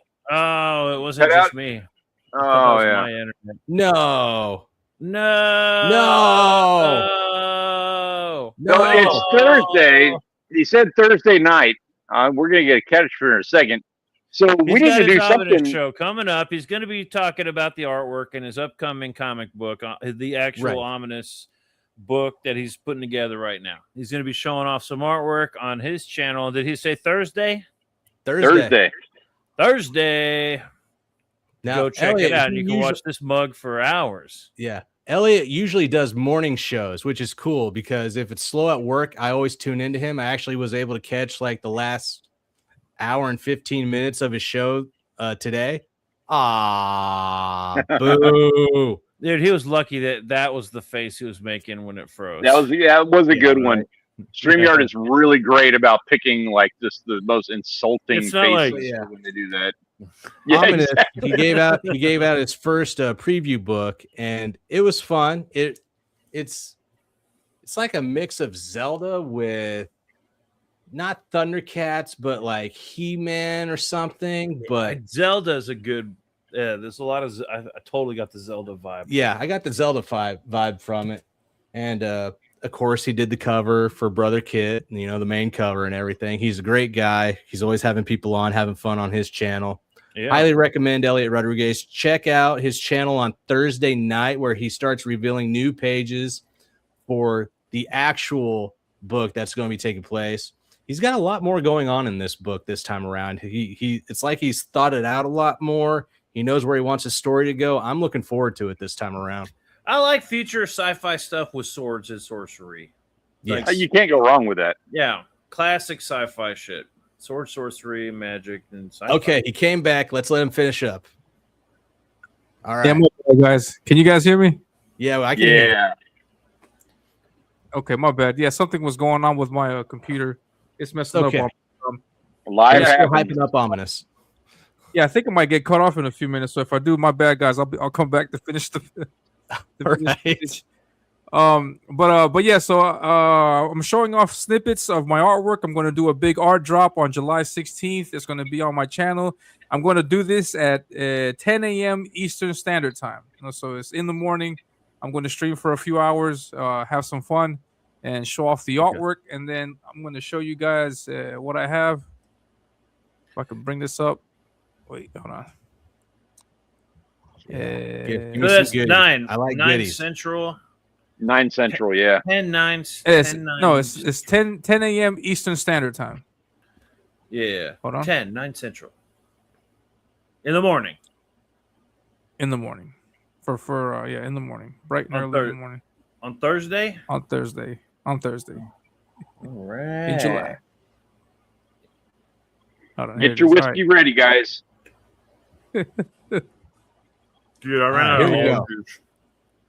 Yeah, so this is just the announcement. No, July 16th, 10 a.m. And this is just stuff that I've been posting on social media. Just snippets of the artwork. Just some of the pages. This is the new villain for this book.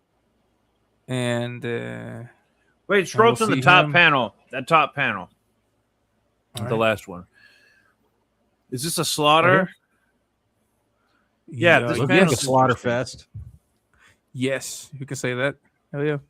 Cool. This is one of the ones I was looking at, trying to I like to breathe in artwork. You know what I mean? I like to understand. What am I looking at here?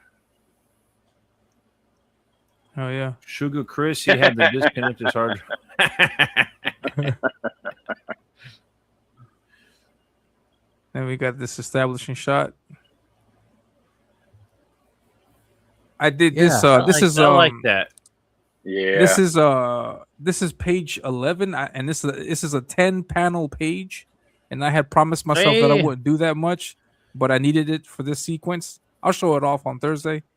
But yeah, this is that's pretty ballsy. I see the dot. This is the top of the page right here. Yeah. I can tell because of the lines, and I can tell that it's towards the middle of the page. No. Yeah. Top left. Yeah, that's right. Yep. Yeah. Hey, you're allowed to do 10-panel pages. Stan Lee, with the first issue of Amazing Spider-Man, did 12 panels on a page. Yeah, man. It's difficult to do that stuff. You limit yourself with the artwork, but yeah, fuck it. I want to make sure that the sequence reads right. Yeah, you can't follow rules when it comes to you have to accomplish a goal on a page, and if it takes 10 panels. Hold on a minute. Nah, 10-panel page. That means there's going to be a lot happening on a page. Yeah, so exactly. Read quickly. So, is it like a fast-paced thing that's happening on that page? Is there a lot of story being told throughout? Yeah, I think it's like a sequence where I want you guys to see exactly what's happening, and I don't want to like skip a beat. Like I don't want you to see like, here it is, and then here's it's a sequence where something is. I can't give you too much. Is it a montage? I'll explain it on Thursday or an action sequence? No, it's not a montage. It's not in a montage. It's world building, but man. It's world build. Yeah, but it's connected to this image. This is also from the same. See, this panel here is what intrigued me. I was like, what shit is Elliot doing with this book? All right. If you look at the first panel, that guy was standing next to the broken wheel. The wheel was broken. So clearly that machine that the one panel had the guy holding the machine. He put the machine down and the machine comes out, which is that's actually a really cool idea that the machine just pops open and just starts repairing the wagon.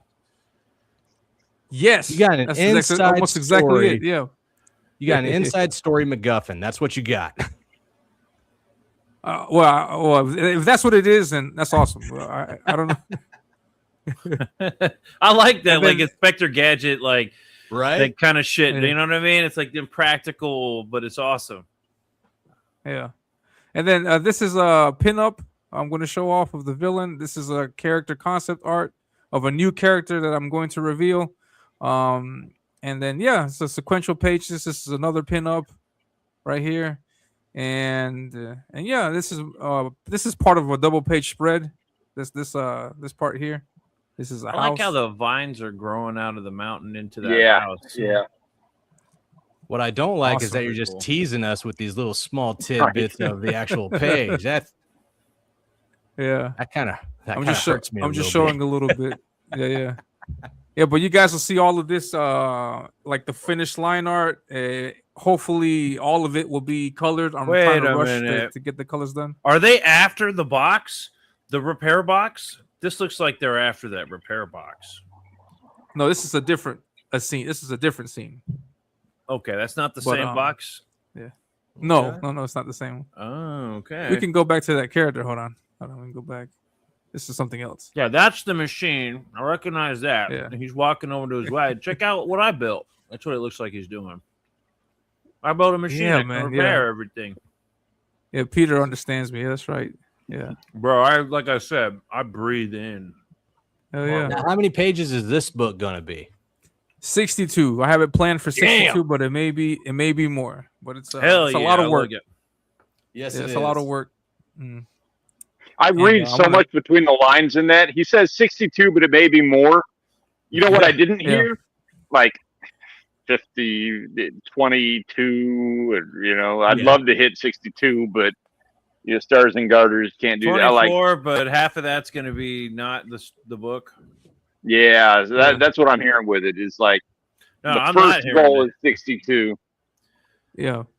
62 sequential pages of story. It's all story. The book might be a lot thicker though. I might have some extra material in it, and but it's gonna be a biggin, and yeah. So I'll probably launch the campaign next year, 2 years. I have no idea when, but I'm working on it and I'm getting it done slowly but surely. Hell yeah! I like this. Like this panel right here, almost. I don't know. It's not the same style as like the Incal or whatever. You ever read that? The Incal? I don't know what it is. Mobius. It's like a more refined version of that story. It's an epic. Nice, man. You should read it. It's a classic. Nice. Yeah, Mobius's work. Yeah. I don't know. I never know how to pronounce it because I'm tempted to say incel, but it's not. Yeah, with an A. Yeah. It does. Yeah, it does look like incel. I've got them digital. I got the whole thing. I can send it to you. Oh, nice. Sweet. It's a good read, man. It's a weird fucking book, but it's cool. Hell yeah. I see like futuristic, like sci-fi shit like this, and there's like I don't know, some kind of epic adventure happening here, like a Hobbit kind of adventure, it seems like. And very much like the Inkwell is not quite like a Hobbit story, but anyways, I like how much more. I like how much more world building you're doing with these pages, man. Because in the preview book, we basically just got a lace wand with your protagonist and antagonist just duking it out. I love what I'm seeing here with all the gadgetry, but still like, you know, 18th century technology, but somehow it's still. I love it. It's awesome. Sweet. Yeah, future. Dude, this is like classic sci-fi. Nice. You got like magic swords and sorcery and futuristic technology. It's like Dragon Ball Z.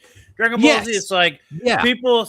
You've got those little pods that you can build a house in like 5 seconds by throwing that peanut thing at somebody. But then, meanwhile, they're still fighting with swords and shit. Yeah, you say Dragon Ball Z. I was thinking like Naruto or One Piece or some shit. I love this. Oh, nice. Thanks, guys. I appreciate it. Can I show you guys something else? Hold on. Yes, by all means. This is a pinup that I showed off a while back, but I don't know if anybody remembers it because it's been so long. But this is connected to some of the scenes that we're seeing now. Let me see if I can bring it up. Mo Biggs, that's cold. It's like Dragon Ball Z. Wait, don't refund. The campaign hasn't even launched yet. Don't read what? Don't refund because it hasn't even launched yet. Yeah, I want to say I'm sorry. I want to say I'm sorry to Mo because Mo came on the show. He was in the chat on the show this morning, and then as soon as he popped in, I was like, "Oh, I gotta go. I gotta close out. Gotta finish the show." My bad, Mo. It wasn't because of you, man. But he understands. But yeah, I brought he has something that effect on shows. Well, he showed up early. Mo's here. Close it. Yeah, should be cheese it, boys. Oh shit! I pulled something up. I don't know if you could share it, Jake. Oh, let me see. Oh, here we go. Oh yeah, Here's colors. Yeah, you showed this piece. Yeah, and so he's tweaking on. He's working on something, and then we'll find. Oh, and then we're seeing in the pages that I'm showing off, we're seeing exactly what he was working on. And so Oh, cool. Okay. He's the wagon rebuilder. Yeah, that's it. Awesome. That's cool, man. Yeah, the guy who did the colors for this is also the same guy doing the colors on the book, and I'm going to show off some colors on Thursday. Is this Tartan Ninja? No. This is another guy. His name is Emmanuel Ordaz. I'll put it in the chat. I'll type it in the chat. Emmanuel Ordaz. He's the guy who did the colors on the preview book, and he's back for this one also. Okay. Nice. Awesome. Looks cool, man. Thanks, man. Yeah. Let's see here. If I were to have a critique on this piece, Yeah, go ahead. his shirt needs to be a different color because he blends in with the background a little bit. I like the color, and there's nothing wrong with this piece in general. But if I were to have a critique, I would have changed his shirt to something maybe a lighter color. And I would have made the glow of the thing. Like he's like late night, right? And then you need the glow of the spark, glowing on him. And so I was going to say the same thing. Like it's already accomplished somewhat. You've already got that, like all the light, the main light source of the entire thing is the tool he's working with there. You've already got the highlight of the shirt. It's already highlighting his face and arm. Maybe just a little bit more of a vignette or brighten it up. I see the same thing. Like I love what's going on here. I can just see it with more contrast. Nice. Okay, cool.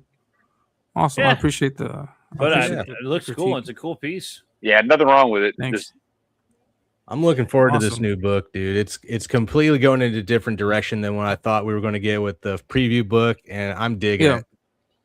Yeah, the preview book is just meant to show people that what kind of sequential fight scenes I will be doing, and that type of thing. But this is more world building, and I know some people they take the world building thing, and they're like, "Oh man, now I got to read some of this stuff, and it's a little boring." But I'm trying my best to like make it as cool as I can, and because there's a lot of foundation I got to lay here before book 2, and in book 2 we fight. This guy fights Deathmonger again, so Deathmonger's coming back in book 2, and then it's going to be a much bigger fight, much more stuff, and yeah. So I hope you guys like it. I know I'm digging. I'm enjoying the hell out of making this, and So I hope you guys enjoy it also. We'll be there when you launch. Yeah, man, definitely Absolutely. keep us in touch. Like keep us in on the fold. So Yeah. We'll totally be bragging about it. Yeah, definitely. Man. Thank you very much, guys. Yeah, so just for the people in the chat, I stream every Thursdays in the morning, and Jake and Peter and Stanley, you guys are always welcome to come on the show also and shell out your books. I know Bionic Bros coming I'm sorry, Bionic Bros, Brother Kid. I'm sorry, Brother Kid is in the making. We got to get some. I'm still waiting on Peter's book. Sign up. Yeah, no shit. Me too. Come on, man. I'm working on scripts. Actually, I've been writing scripts, trying to. How many? We need one. Together. Right, I know. Yeah, right. That's the problem. Just one. Which one is the one that I'm trying to figure out? Which is the best one to start it off with? All right. Let's do like a roulette, and then we just pick one right now, and then you just focus on it. Right, Elliot. We already did. Yeah. We already talked about Supergirl Woman of Tomorrow, the book on your channel. Great. Now we got to talk the fucking movie. I haven't seen it. Did you see it? Oh God, I did. Is it good or bad? I haven't seen it, but I'm probably going to be seeing it in the next day or two. It's we filmed a video about going to see it, and Peter just has to edit that video, and then he's going to put it out. Oh nice. Yeah, Jake, you got to send me. Y'all got to send me the footage. Yep. I haven't even seen Stanley. I haven't seen your footage yet either, because I have to beat him. Yeah, that's the thing, and I will obliterate you guys. Okay. But with what? How much food can you sneak into a movie theater and get away with it? Like a burrito, a couple of bags of candy, or a pizza buffet. You can sneak in a whole Tupperware full of food in there and just take a spoon. I plan on sneaking in at least. We didn't even bother with the Tupperware. We just went straight with sticking the straw in the jacket pocket. Dude, I want to sneak in at least 2 pizzas, but without crumpling them up, folding them. I'm talking straight up, like keeping them nice and steady, and sneaking them in proper with a couple of with a couple liters of soda. And you want to film it? Nothing suspicious at all. I'll get away with it. I'll just tell them I have diabetes, and then you know how that goes. And then they'll be like, well, no. I'm like, whoa, thank God you don't know what I'm talking child for diabetes. Yeah. Take care of yourself, honey. Like, don't end up like me. We've got one more creator in the back. I think he's going to be our closer for the night.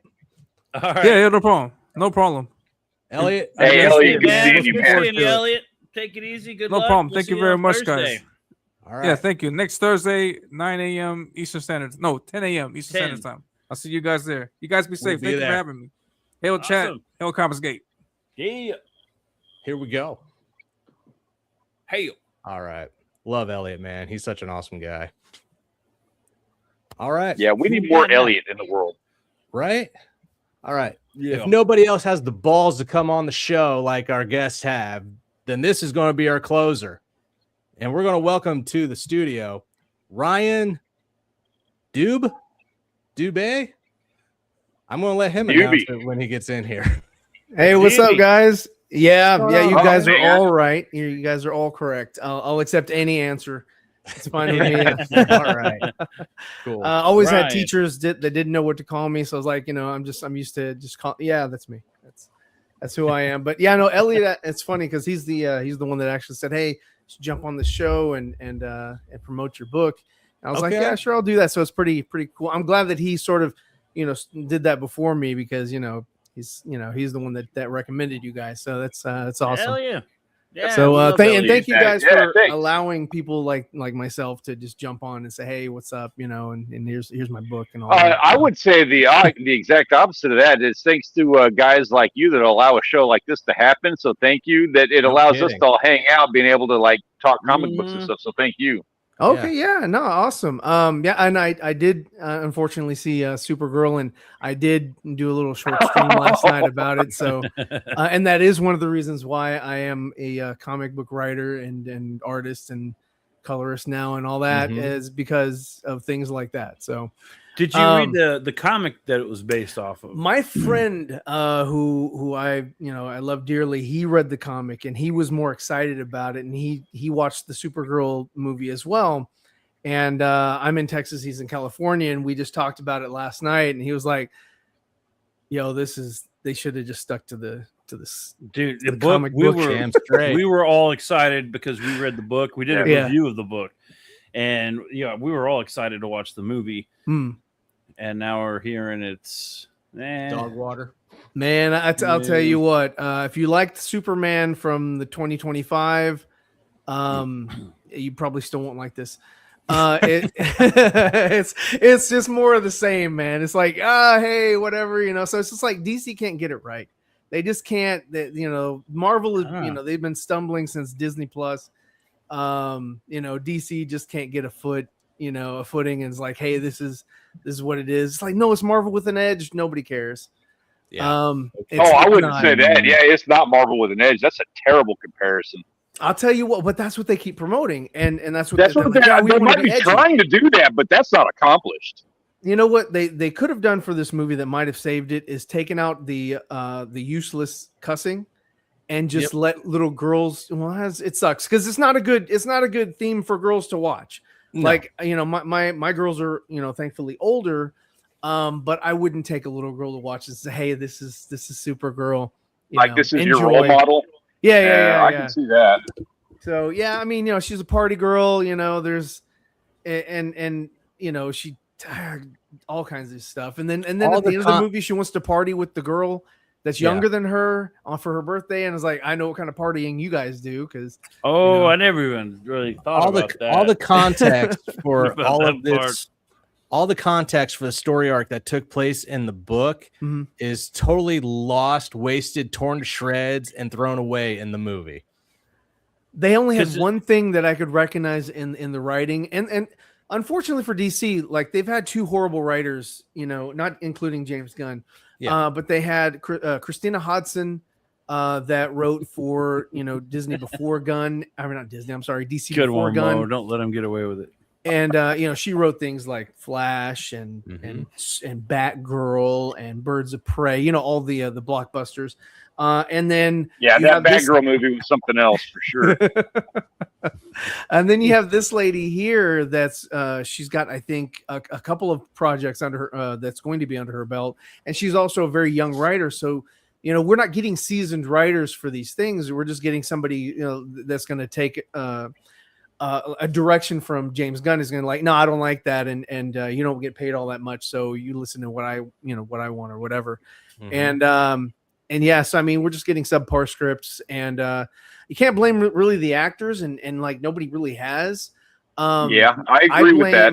I blame the director, I blame the editor, and I blame the writer. Those are the three that I blame producers now. And I'm going to go out on this one. I'm going to go out and say, I didn't think it was a bad movie. I will stand on that. I don't think it was bad. I think that it had some shortcomings. It had some failures. And no, that's not something that I want. Like, it's not a role model for an 8-year-old. I completely agree with that. And producers were the reasons for the biggest flaws in that movie.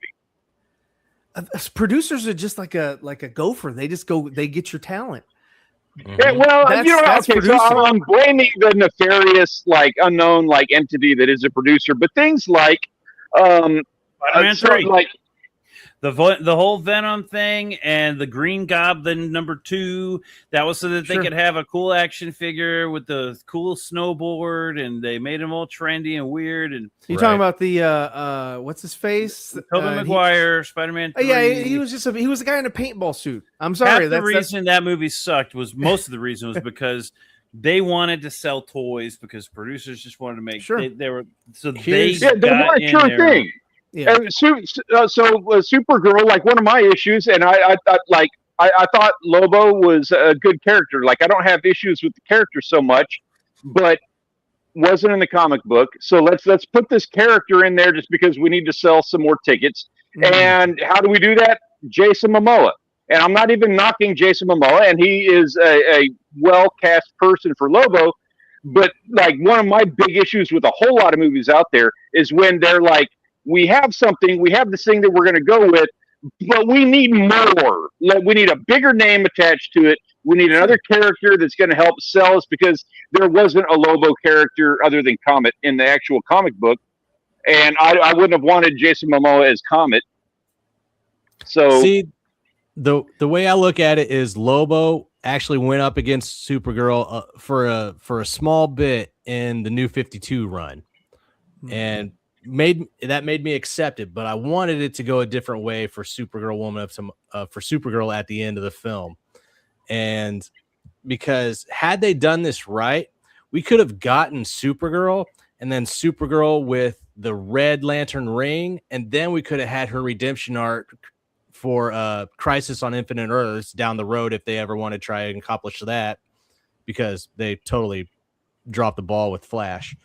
But I saw the potential of what they could have done with that Supergirl. Went through so many and her scripts arc. with the Flash. They went, how many people That did they movie go was through? so all over the place. Oh, yeah, and they just took what they could from it, and it was hot garbage. Yeah. And it was Hot like, bro, garbage. what are you guys doing? I love Michael Keaton, but why would you do that to why would you soil the legacy of that Batman? Exactly. But yeah, with Supergirl, I can guarantee that there's not going to be another solo film, another solo outing after this one. She'll appear in just like the Hulk, right? She'll appear in just as a cameo here and there, Hopefully. just connective tissues. No, I'll bet you they'll give her a sequel. Oh, no. Dude, they're not gonna. They can't put that. They're not gonna sequel. put that kind of James money and Gunn. trust. No. If you look at what they're doing, like look at Man of Tomorrow, right? The James Gunn, number one, the biggest liar, but number two, he's like, yo, we're only gonna put in production scripts that are fire, right? Scripts that are just like top notch. Tell me Supergirl's script was top notch. Yeah, because And they hired also- that girl with no credits to her name, and the second Exactly. that girl comes out with a Me Too claim, there's Supergirl 2. But then you've got the Man of Tomorrow movie, which wasn't on their original slate. So it's like, wait a minute, you had this killer script just kind of pop out of from nowhere. It was cheap because they had already cast everybody. They already had them under contract. So it was like, okay, we'll just bring you guys right back. We made the Superman movie, we made a Supergirl movie. We're gonna bring you guys right back. Look at Green Lanterns. Who's excited for Lanterns? Who's excited for that? It seems like nickel and diamond us, man. It's just like, yeah, Elliot Page. Yeah. Yeah. Elliot Page is gonna come in as Mitchell Pidlick. Have y'all seen the Elliot Page fucking the midget Little Page? the talking dummy, yeah. Sitting on the person's lap. Oh no, it's like this the AI shit that they've been doing, just like they did with Millie Alcock with the fucking hideous shit. Elliot Page is the only chest I don't ever want to see on social media ever. Right? It's like, wait, no, that shouldn't be. That's not a thing. I like this post that said, I always wanted to see Ellen Page's tits, and then the monkey's fingers curled. For the monkey, or the monkey paws fist finger curled, like as in they got his wish. Oh no, we got Elliot Page. Oh my god! But I mean, dude. even with going back to Lobo, you could have taken Lobo out of the movie and it would have changed. Yeah, you could have. Yeah, but one thing he should have done, which he didn't do, which was stupid, was at the end. I don't want to ruin it for people who do want to see it, but there's one act that happens in the final moments of the film that he should have done versus Supergirl, which totally destroyed everything she just talked about and totally destroyed everything that she just, sort of tried to teach. That it was a teachable moment for her and the girl, and then she turned around and just except that is the moment that happens in the comic book. We had like anybody who wants to go back and see that, we had a huge argument about what happens in that act of the comic book, and it happens in the movie. And spoiler alert, Peter, you're wrong. But it would have been better had he done it. He was just there a better role there. And that was a weird shot. What am I wrong he about? rolled up on his motorcycle and then left. And I was like, what was the point of that? So I don't know. Yeah. But yeah, no, they suck. So sorry to derail. I know that you guys mentioned Supergirl for like a split second, but I was like, bro, I got to bro out some comic book nerds that have to understand what I'm talking about when I talk about my fault. He was wrong, Mo. Where are all the funny memes? I only see the one funny Elliot Page meme. Okay, there was this this clip of Elliot Page He's all coming stuck out on of a Ellen Page building now. with. Oh yeah, do we not? Are we skipping that? We're just gonna skip that. Yeah. No, go ahead. Good. Let's hear your Ellen Page. Let's get into Ryan's book. Let's get into that. Yeah, that's much better than watching Elliot Page AI. Yeah, That shit's so I liked her better as Kitty Pryde. So, Yeah, she was but yeah, all no, right. I do have a book that I completed this year, and I actually got it printed. You gotta turn this Here off. it is, and it's called the Nephilim. And here you go. It's a little shiny. Ah, nice. So this is my Yeah. little sample book that I opened up for. I just went to my first Comic-Con like last month as a vendor. Awesome. I had a booth. So I have a list on here. I know it's small and you can barely see it, but I do have a lot of this stuff online that you can check out. If you go to my website, it's www.zevercomics.com. And I've got the first 3 pages to sort of like peruse and check out. And I've been working on this for a while. It was there's a passion project that it was sort of in the need of, films like Supergirl and media that, was coming out on the small screen as well. And we were playing a video game, myself and my sons. It was called DC Universe Online. And it was a video game where you could come up with your own characters. And so we did. And we just started riffing and having a lot of fun with that. And so yeah, these are, roughly about 20-page comics. I do have an arc. I have 2 arcs. One's 5 is going to get me to book 5, and then the other one will get me to book 10, and that'll tell my complete story. The dubious one, not catching on. Scooby Dooby Doo caught on a lot more when I was a kid. But anyway, so my comic is a 23-year-old kid. Oh, go ahead. There we go. Oh No, yeah. go So ahead. I'll there's the pull it up. little trailer that we put up. But yeah, no, this is my website. I put a lot of effort into this website. I do have a little bit of a background in web design. Not so Nice. much coding, but I am learning coding with different AIs. I try to, we work things out and try to get the code correct. So I've done a lot of things on this website that I would normally have not been able to do. It just would have been, but it's more interactive.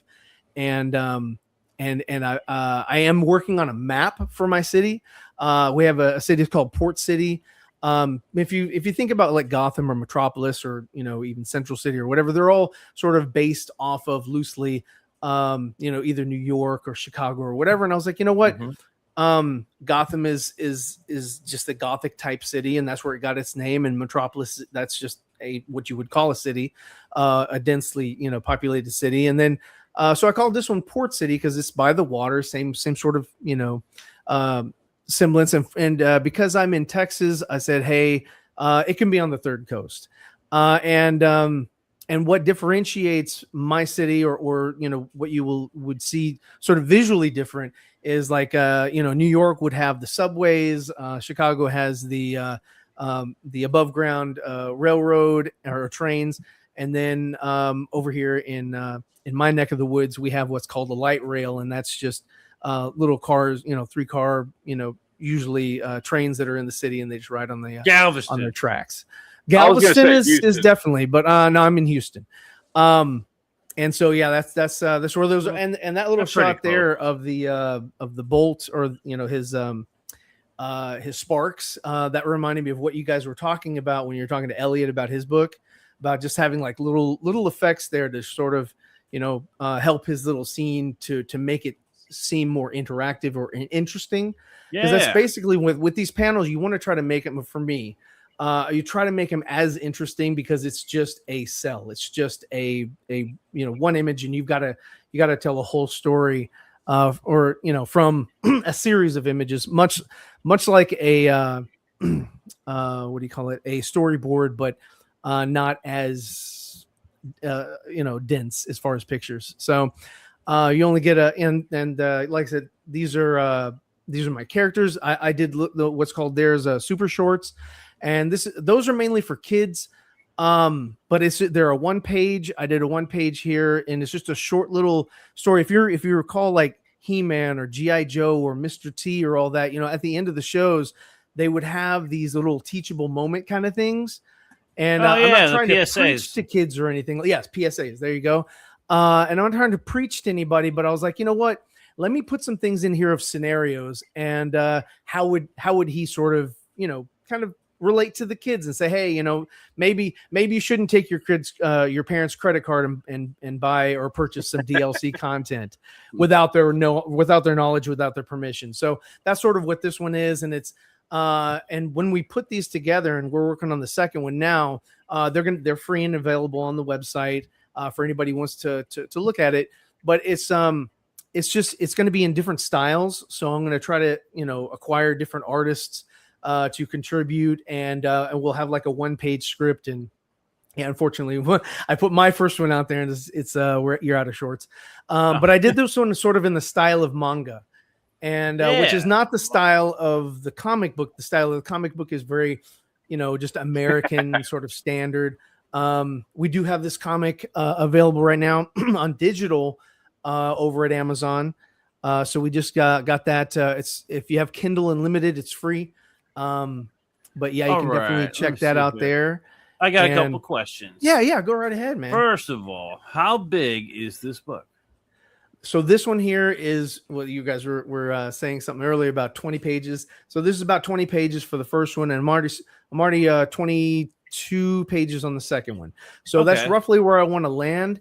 And I want like to a floppy, like you got your standard floppy. Exactly. It is definitely a floppy with no ads. I wanted to confine myself to something because I feel like, when you think about like Jim Henson, or you think about, George Lucas, or you think about other people that have sort of like not just deadlines, but like their effects team, their visual effects team, whether it's ILM or Creatures, I forgot what they were called, Creature Works.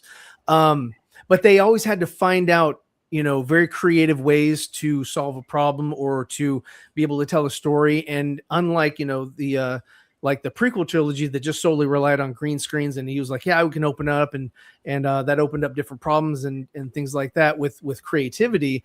And that's, I wanted to confine myself to a set amount of pages and say, hey, I need to tell this story or this part of the story sequentially. But this is my parameters, and this is what I have to work with. And I'm going to do my best to make sure that every panel makes sense and counts and can keep the flow of the story going. I got a lot of respect for that approach, that mindset. Thank you. It's very confining. It's not just I'm just drawing until I'm my. Well, it's also not like, and I'm not saying like anybody else is doing this or anything, but it's also like there's no room for fluff on that. You're getting from point A to point C with the necessary B to hold those two together. You're not just trying to like fill things in just to meet a number. So I got respect for that. Thank you. No, I go through it, and I try to make sure that the story flows, because there are multiple storylines that I am working with. So there are some some location jumps and things like that, as far as how things are progressing. And what's fun is for this one here, I set it up, of course, and the second one I've also done, I set it up with sort of a cliffhanger at the end, and then of course, that would make you curious as to, that was the biggest thing. I want to build curiosity, and I'd studied a lot of stuff from older creators. I can't, give you their names because I can't recall them at this point in time, but I would watch them on YouTube, and they would say, hey, even on the bottom of the right page, the bottom panel, you want to have a page turner. You want to have like an expression of shock, awe, whatever, to entice the reader to want to see what's on the next page. So it's just little things like that are what I've incorporated into the book. And these are various covers that. All right, I got to ask the question now. I do have a habit of just talking. So yeah, sorry. No, dude, that's good for YouTube. Join the club. What's Jimmy Reyes up to these days? This was sort of the last thing he did before he went and he was telling me he was having some issues with his father's health, and then after that he was gone. So I haven't been able to contact him since. This was done in December 2024, and was it? Yeah, and so all of and I colored it. He drew it, and he inked it, and I colored it.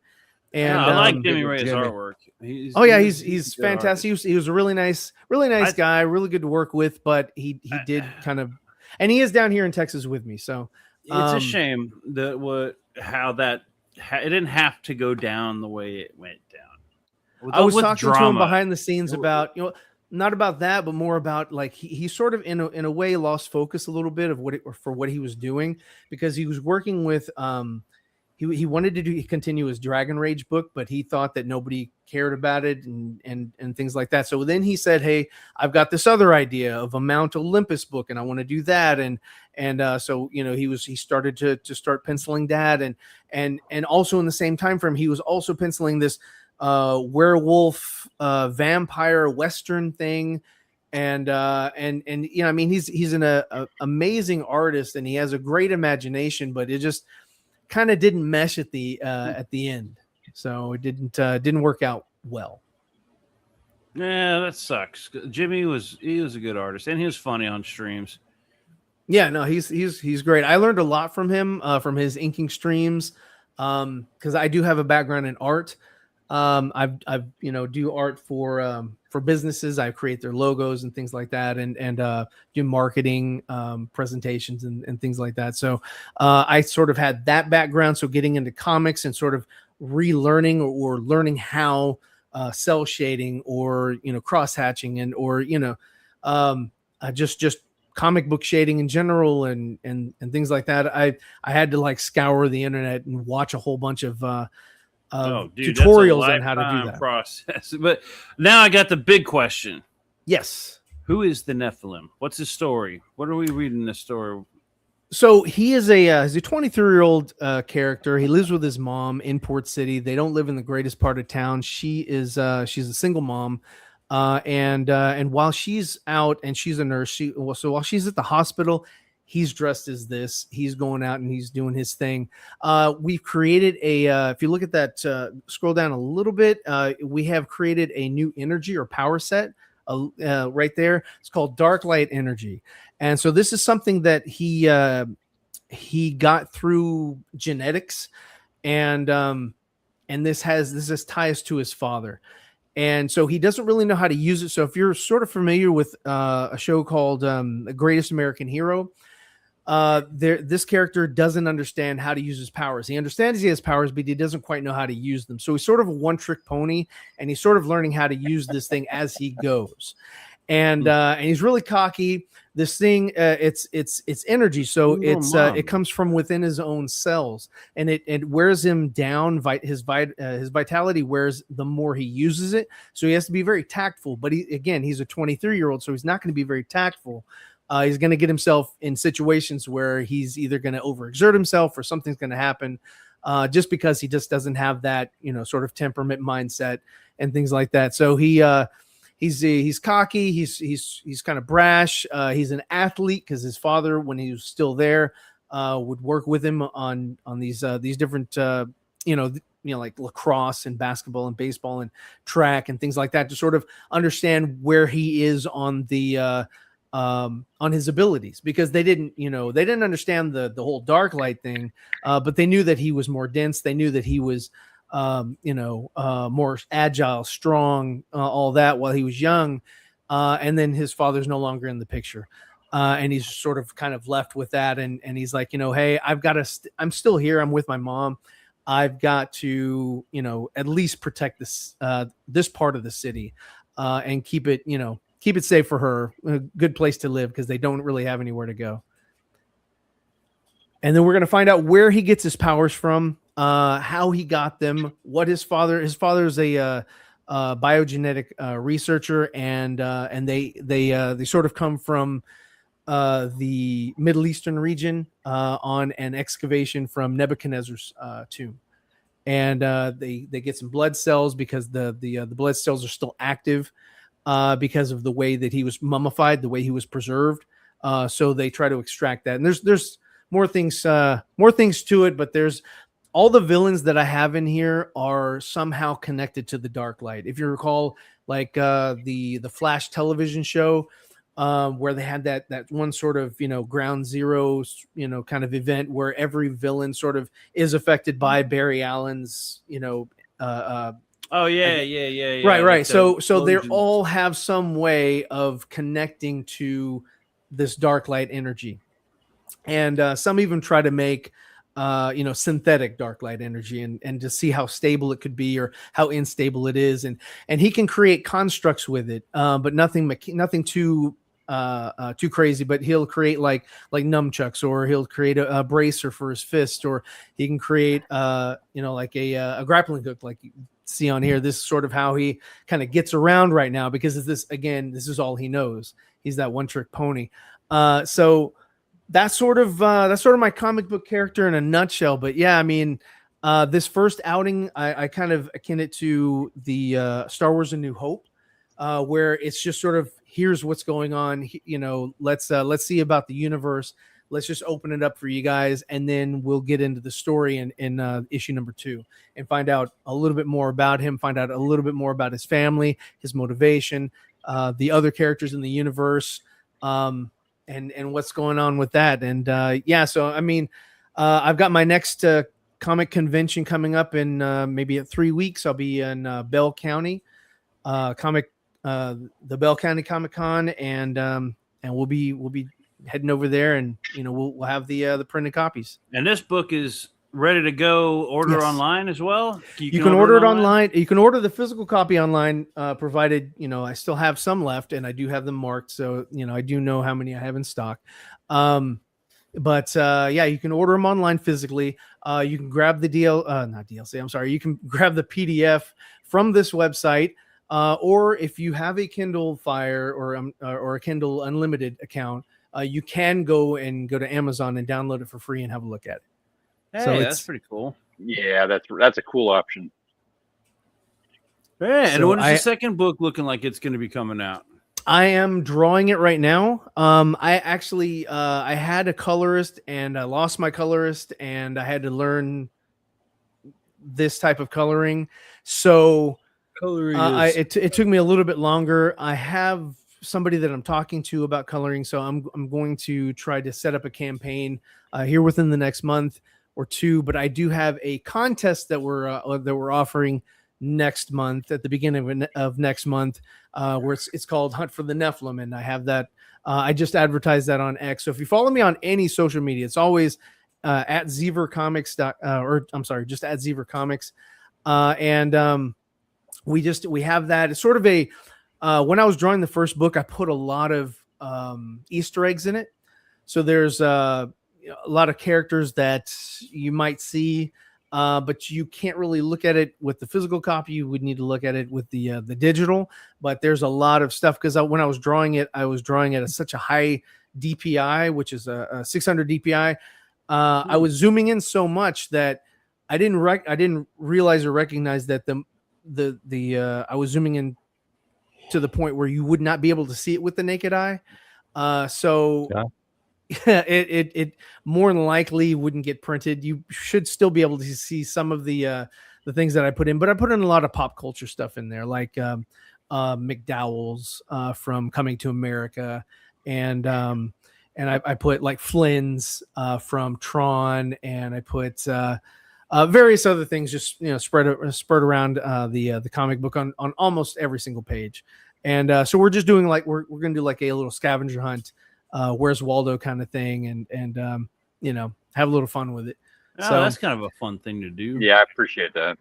Yeah, no, I was having a good time drawing it. I was just like, yeah, this is great. And I was like, oh, nobody will be able to see this stuff. So I was like, okay, well, it was great for me. Get the digital search. What would you call that? Oh, I don't know what you would call it. Not the Where's Waldo. It's not really a scavenger hunt either. It's just how many pop culture references can you find on each page? So. Yeah, that'd be a fun contest. That's a cool idea. So yeah, we're trying to do other things. I made my own shirts. I used to work at a screen printing company, and so I screen printed my own shirts. I made 3D printed statues of my character, nice. and and some 3D printed rings and stuff like that to give away. But yeah, I mean, for the most part, you know, this is all homegrown. This is just done by myself and my kids. And I have one business partner. He's fantastic, but I've known him for like 25 years. So I was like, why not? But mainly it's just done by myself and my kids. Dude, it looks pretty good, man. Like the artwork looks pretty fun. Thank you. It's a cool looking character. And yeah, good luck on this, man. Keep in touch with the second issue and everything that you're doing. We'll keep. I mean, I can share some stuff that I have on here. Let me show you guys a little bit of what was going on with the second issue. Okay. Share. Here, while you're doing that, I got a little share screen in between here. I was waiting for it. Yeah, check this out, Jake. This is amazing. Okay. Right here. Oh my God.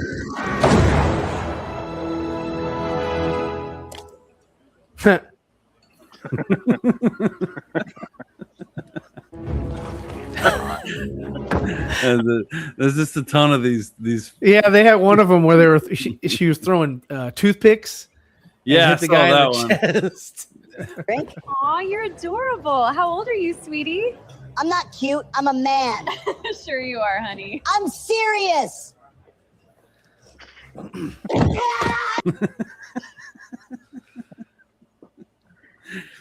All these Elliot Page things are freaking hilarious. But there, yeah, I was trying to find the one with the talking spear. about, Mo? 93 was like my year.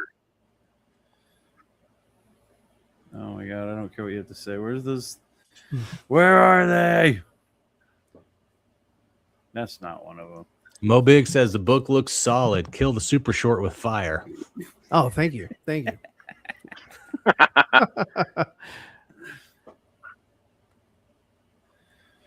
That's not what I'm looking for.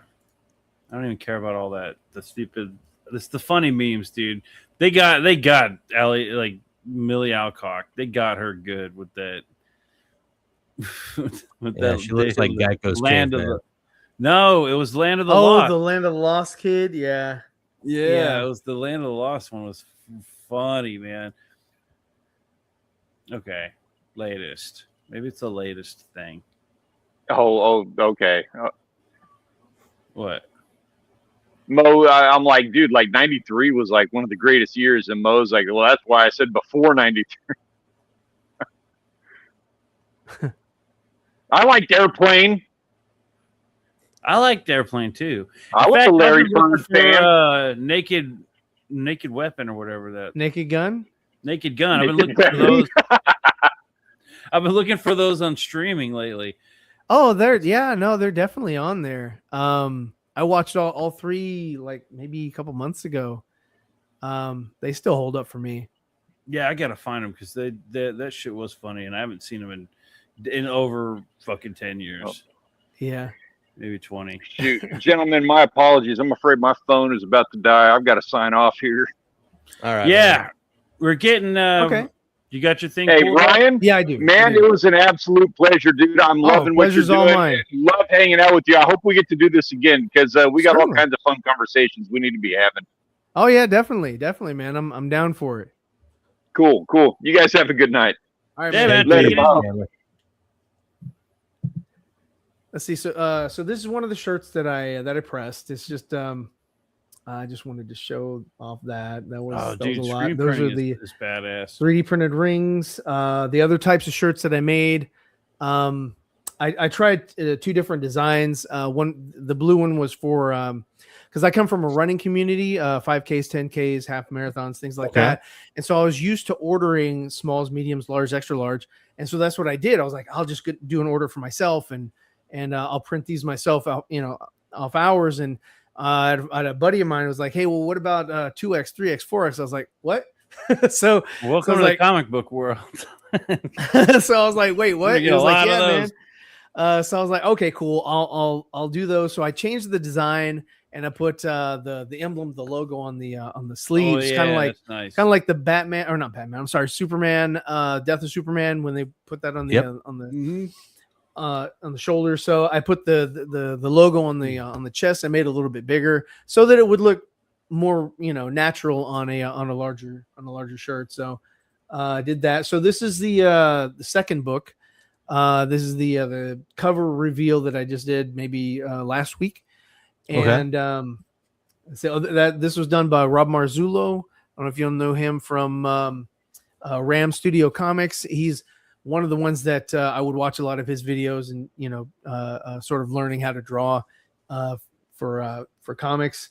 This is one of my head turn just to kind of get a good or a better idea of how he would look from the different angles. Just so I just have that as reference. That was something else. This is the logo that I created for his chest. I wanted to make something a little bit more like DC, something easily recognizable, something that is a little bit more quote unquote iconic, something that you could look at it for 3 seconds, look away, and pretty much remember what you just saw.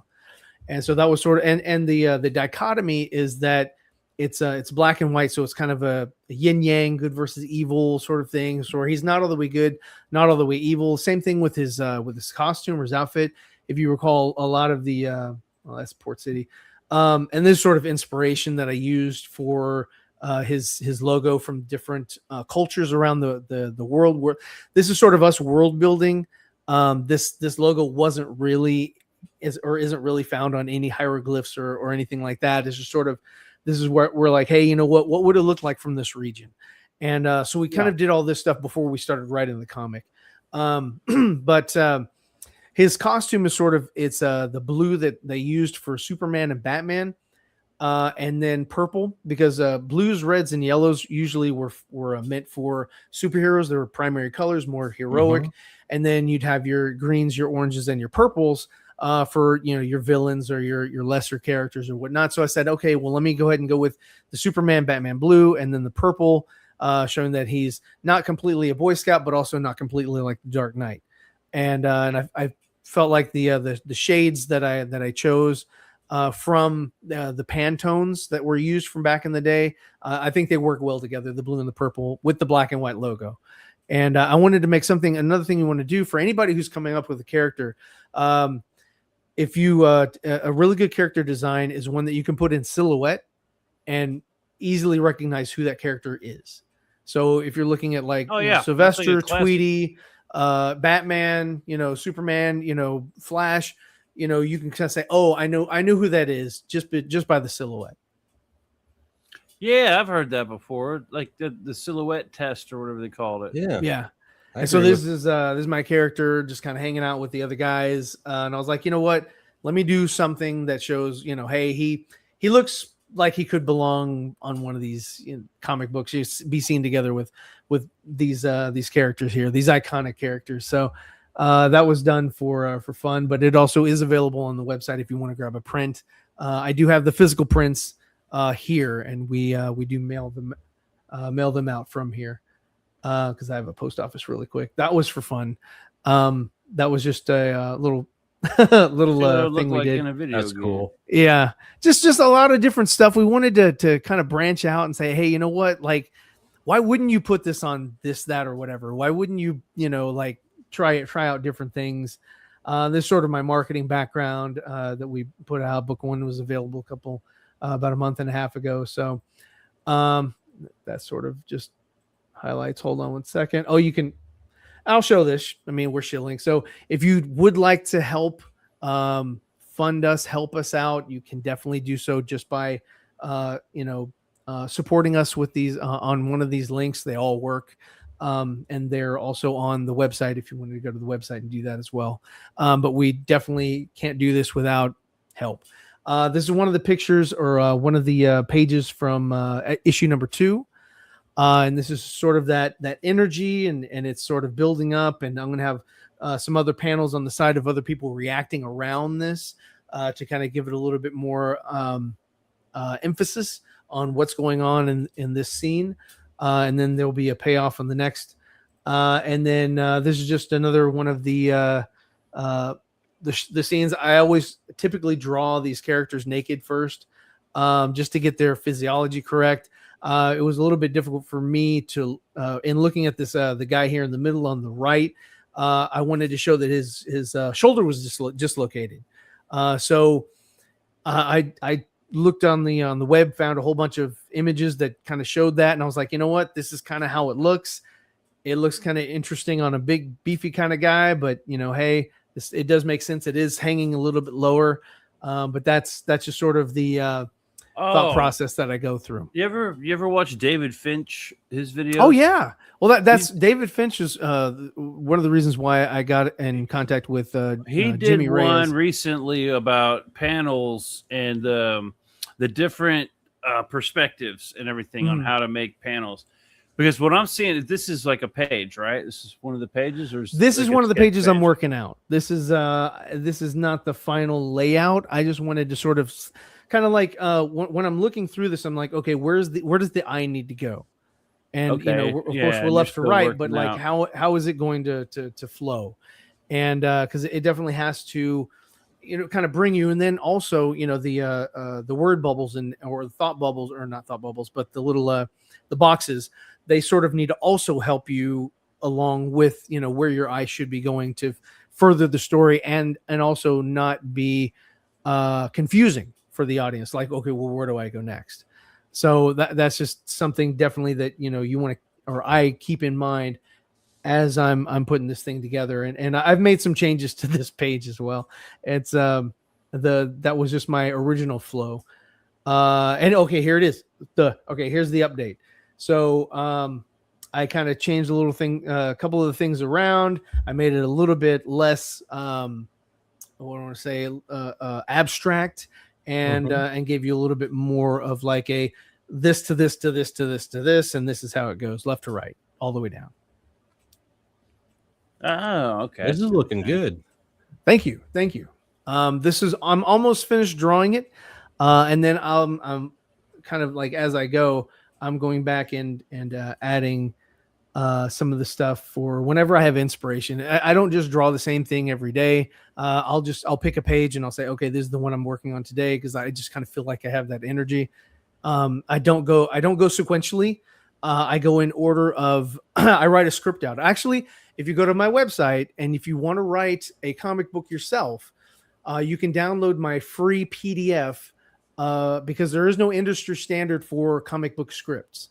So if you want to get your hands on a comic book script, I took there was two ladies that were showing off their script, and then I took one from Dark Horse, and I sort of combined the two as far as like what was most important and how to format it, and I put it in a PDF. I said, hey, it definitely would have helped me out when I was starting to get into writing comics, and that's the format that I use currently. So it's available. It's free. It's a PDF download. And that is on my website, but that's over at zevercomics.com. It is. Yes. Nice. And if you go there, you go to digital, and it is in there along with I have another thing for free that goes on a Strathmore board for those little blue line marks for separation, and you can put your company logo and all kinds of stuff there. That's also on my website for free. That can like digital out. Like the really light blue line box rectangles and things like that for bleed and safe zone and things like that. Yeah, I have some of that. What are they? Yeah, here we go. It's like this. Yes. With the can you even see that on the screen there? What is this? See a big white sheet. So I'm assuming that's it. Well, this is what is this one? Strathmore? Mm-hmm. Strathmore. Yeah. So it's like Strathmore, Bristol. But then it's got Strathmore's a company. But then it's got oh my god. Can you even see that? Is that too much? Can barely. I can barely see. Yes, I see it. I see it. Okay. That's why they call it non-photo blue. Yeah. So you can't see it, but yeah, that kind of shit. Yeah, they do. There are people that get those without the lines on them, and a lot of people like to get those and then draw on them so they can sell them and say, "Oh, look, this is my company logo." So that's kind of why that's available for anybody who wants to grab that. If you have a lot of artists that kind of swing by.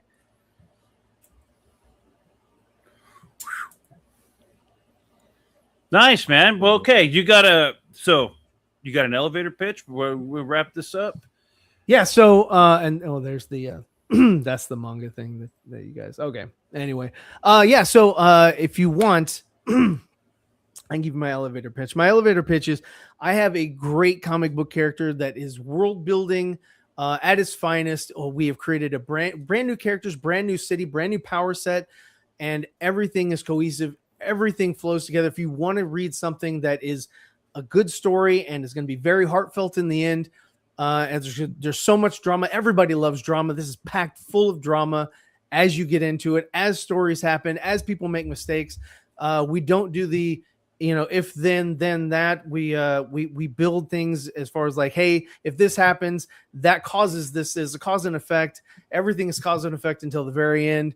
And we're just building up and making this fantastic universe with great characters and a lot of interesting lore that's kind of sort of engulf and help you guys realize, hey man, there are more things out there than are available in the mainstream. They haven't been really doing a good job as far as entertaining or coming up with something that's fantastic. We're trying to do that ourselves here. That's why we made this. We made our own company. We bought the LLC. We got the DBA. We put some money behind this, and we're just sort of like trying to get some pep in our step and some trying to get deep in the trenches. Yeah, get the word out. We got to get that word out. So I appreciate anybody who gives us a look. Go check out the website. I put dossiers up of all the characters. I'm a map maker, so I'm making my own personal map, Google map for the city. And so you can kind of see, well, as we go along, I'm going to highlight the different parts of the city, and you can take a city tour. I have a tour on the website, and you can see all the different boroughs and the different locations for the different parts of town. So we are trying our best to really give you something, not just a comic, but an experience, a world, something to build off from. And we'd love feedback. That's the one thing it's hard for us to obtain. Hell yeah, man. Oh, we'll check it out. We're good at that. No, I appreciate everybody. Anybody. Dude, I had people come back to me on the last Comic-Con we were at. They came on Saturday, came back on Sunday, brought somebody else and said, "Hey, this is great," and that was a good feeling. But that, as far as anything else, that's pretty much the only interaction that we've gotten, or as far as saying, "Hey, this is the reception from after reading the book." So, yeah, that's my pitch. That's that's been my life for the past couple years. So, I like the design of Nephilim. I think you got your world building down to a T, dude. Thank you. But it looks like an interesting book, and I will be going to Zebra Comics and checking it out. We have, like I said, we have a speedster. He's going to be tapping into the dark light energy, but in a different way. He siphons the energy in order to power his suit. So our character Nephilim will have to figure out, how does he thwart that? How does he fight somebody he can't touch? We have the synthetic dark light energy character that's coming up. We've got mercenaries. We've got the Yakuza, the mob, all kinds of stuff coming at this guy. So it's definitely world building, and we're really focused on trying to give something that is comprehensible. Anyone can read it, and there's just we're not going over the top with gore. We're not going over the top with a lot of things. We're just saying, hey, you know what? Let's get back to the glory days of comics. What were those, and what were they about? And how can we celebrate that? Oh yeah, awesome! Well, I'm definitely interested, man. Thank you. I appreciate you coming on and actually sharing it with us. And I hope to see you around more often. Yeah. No, I like I said, Elliot sent me here, and I was like, oh, okay, cool, man. Yeah, because he had me on his show a couple times, and I was like, this is nice. This is cool. He's a cool guy. And so he recommended I jump on. So I was like, yeah, I'll definitely do that if I can be home and everybody else is asleep. I'm good to go. You got to make the rounds. Man. If you got this book going, and you got to start making the rounds. I tell you what, man, it's very difficult. Even after you've I sold over 100 copies of this thing at the event, but that was because there were people that were there looking for those kinds of things. And I was like, oh, cool. This is kind of almost really easy. And because they were, sort of in the neighborhood for, that type of stuff to leave home with or to go back home with. And but trying to gain an audience online, to hold an audience, all that it's very difficult these days, especially with algorithms and things like that. And Michael Bancroft? I've heard of the name. Dude, you got to hit him. You should go check him out. He promotes people. He's got a good audience. He's a good dude. And he's always trying to steal our ideas. I'm sure he's doing a show just like this one right here, right now, probably even. Okay. But, we give him a pass because he does the Lord's work. He's there. You go. He promotes people. He does the same kind of stuff over there. Yeah, he's a real good dude. I'd go hit him up too. Yeah, cool. Yeah, because when I first started, I my first campaign for the first issue, I started on Kickstarter, and they were going through a strike right when I launched. Good job, Bo. Yeah. And I didn't know that until after I was like, well, I had a whole bunch of people like, hey, I'll give you $500, I'll give you $200 or whatever it was, and then they would retract it after I didn't take whatever bait that they because it was a weird. I've never done that before, so I was like, okay, this is weird. And then what it shows on the Kickstarter page is that this person is no longer back in the book, and it doesn't give a reason why. And I was like, well, doesn't that look bad on me? Doesn't that look like there's something wrong with my thing? And I was like, so I kept hitting them up. I was like, hey, can you remove this from your page or whatever? They're like, no, we can't. I was like, is there no webmaster there? But come to find out, they were on a strike. And then I was like, okay, well, forget that. Next month I was like, let me try Indiegogo. So I got on Indiegogo, and they were being bought out by someone else, and getting my comic on Indiegogo was tedious. There were so many things, so many hoops and hurdles to go through. And I was like, man, Kickstarter was so much easier to get a campaign going. And then I started a campaign, and I was talking to this lady named Katie, and she was going to have me on her show, but then something happened to her and my Katie campaign. Did? Yeah. So she was going to have me on her show last December, but then something happened with her, and my campaign. Never do this. Never end your campaign on December 25th at 10 p.m. No one is available online. There's no one available. So I was like, oh man, that'd be great. It's the evening. Everybody's done with their family stuff. They're like, maybe they didn't get the thing that they wanted and all that other stuff. So maybe they'll go online and say, I'll grab this or whatever. No, that didn't happen. So never do that. Don't end on a holiday. And then I couldn't. And then after that, she was like, hey, I'll have you on.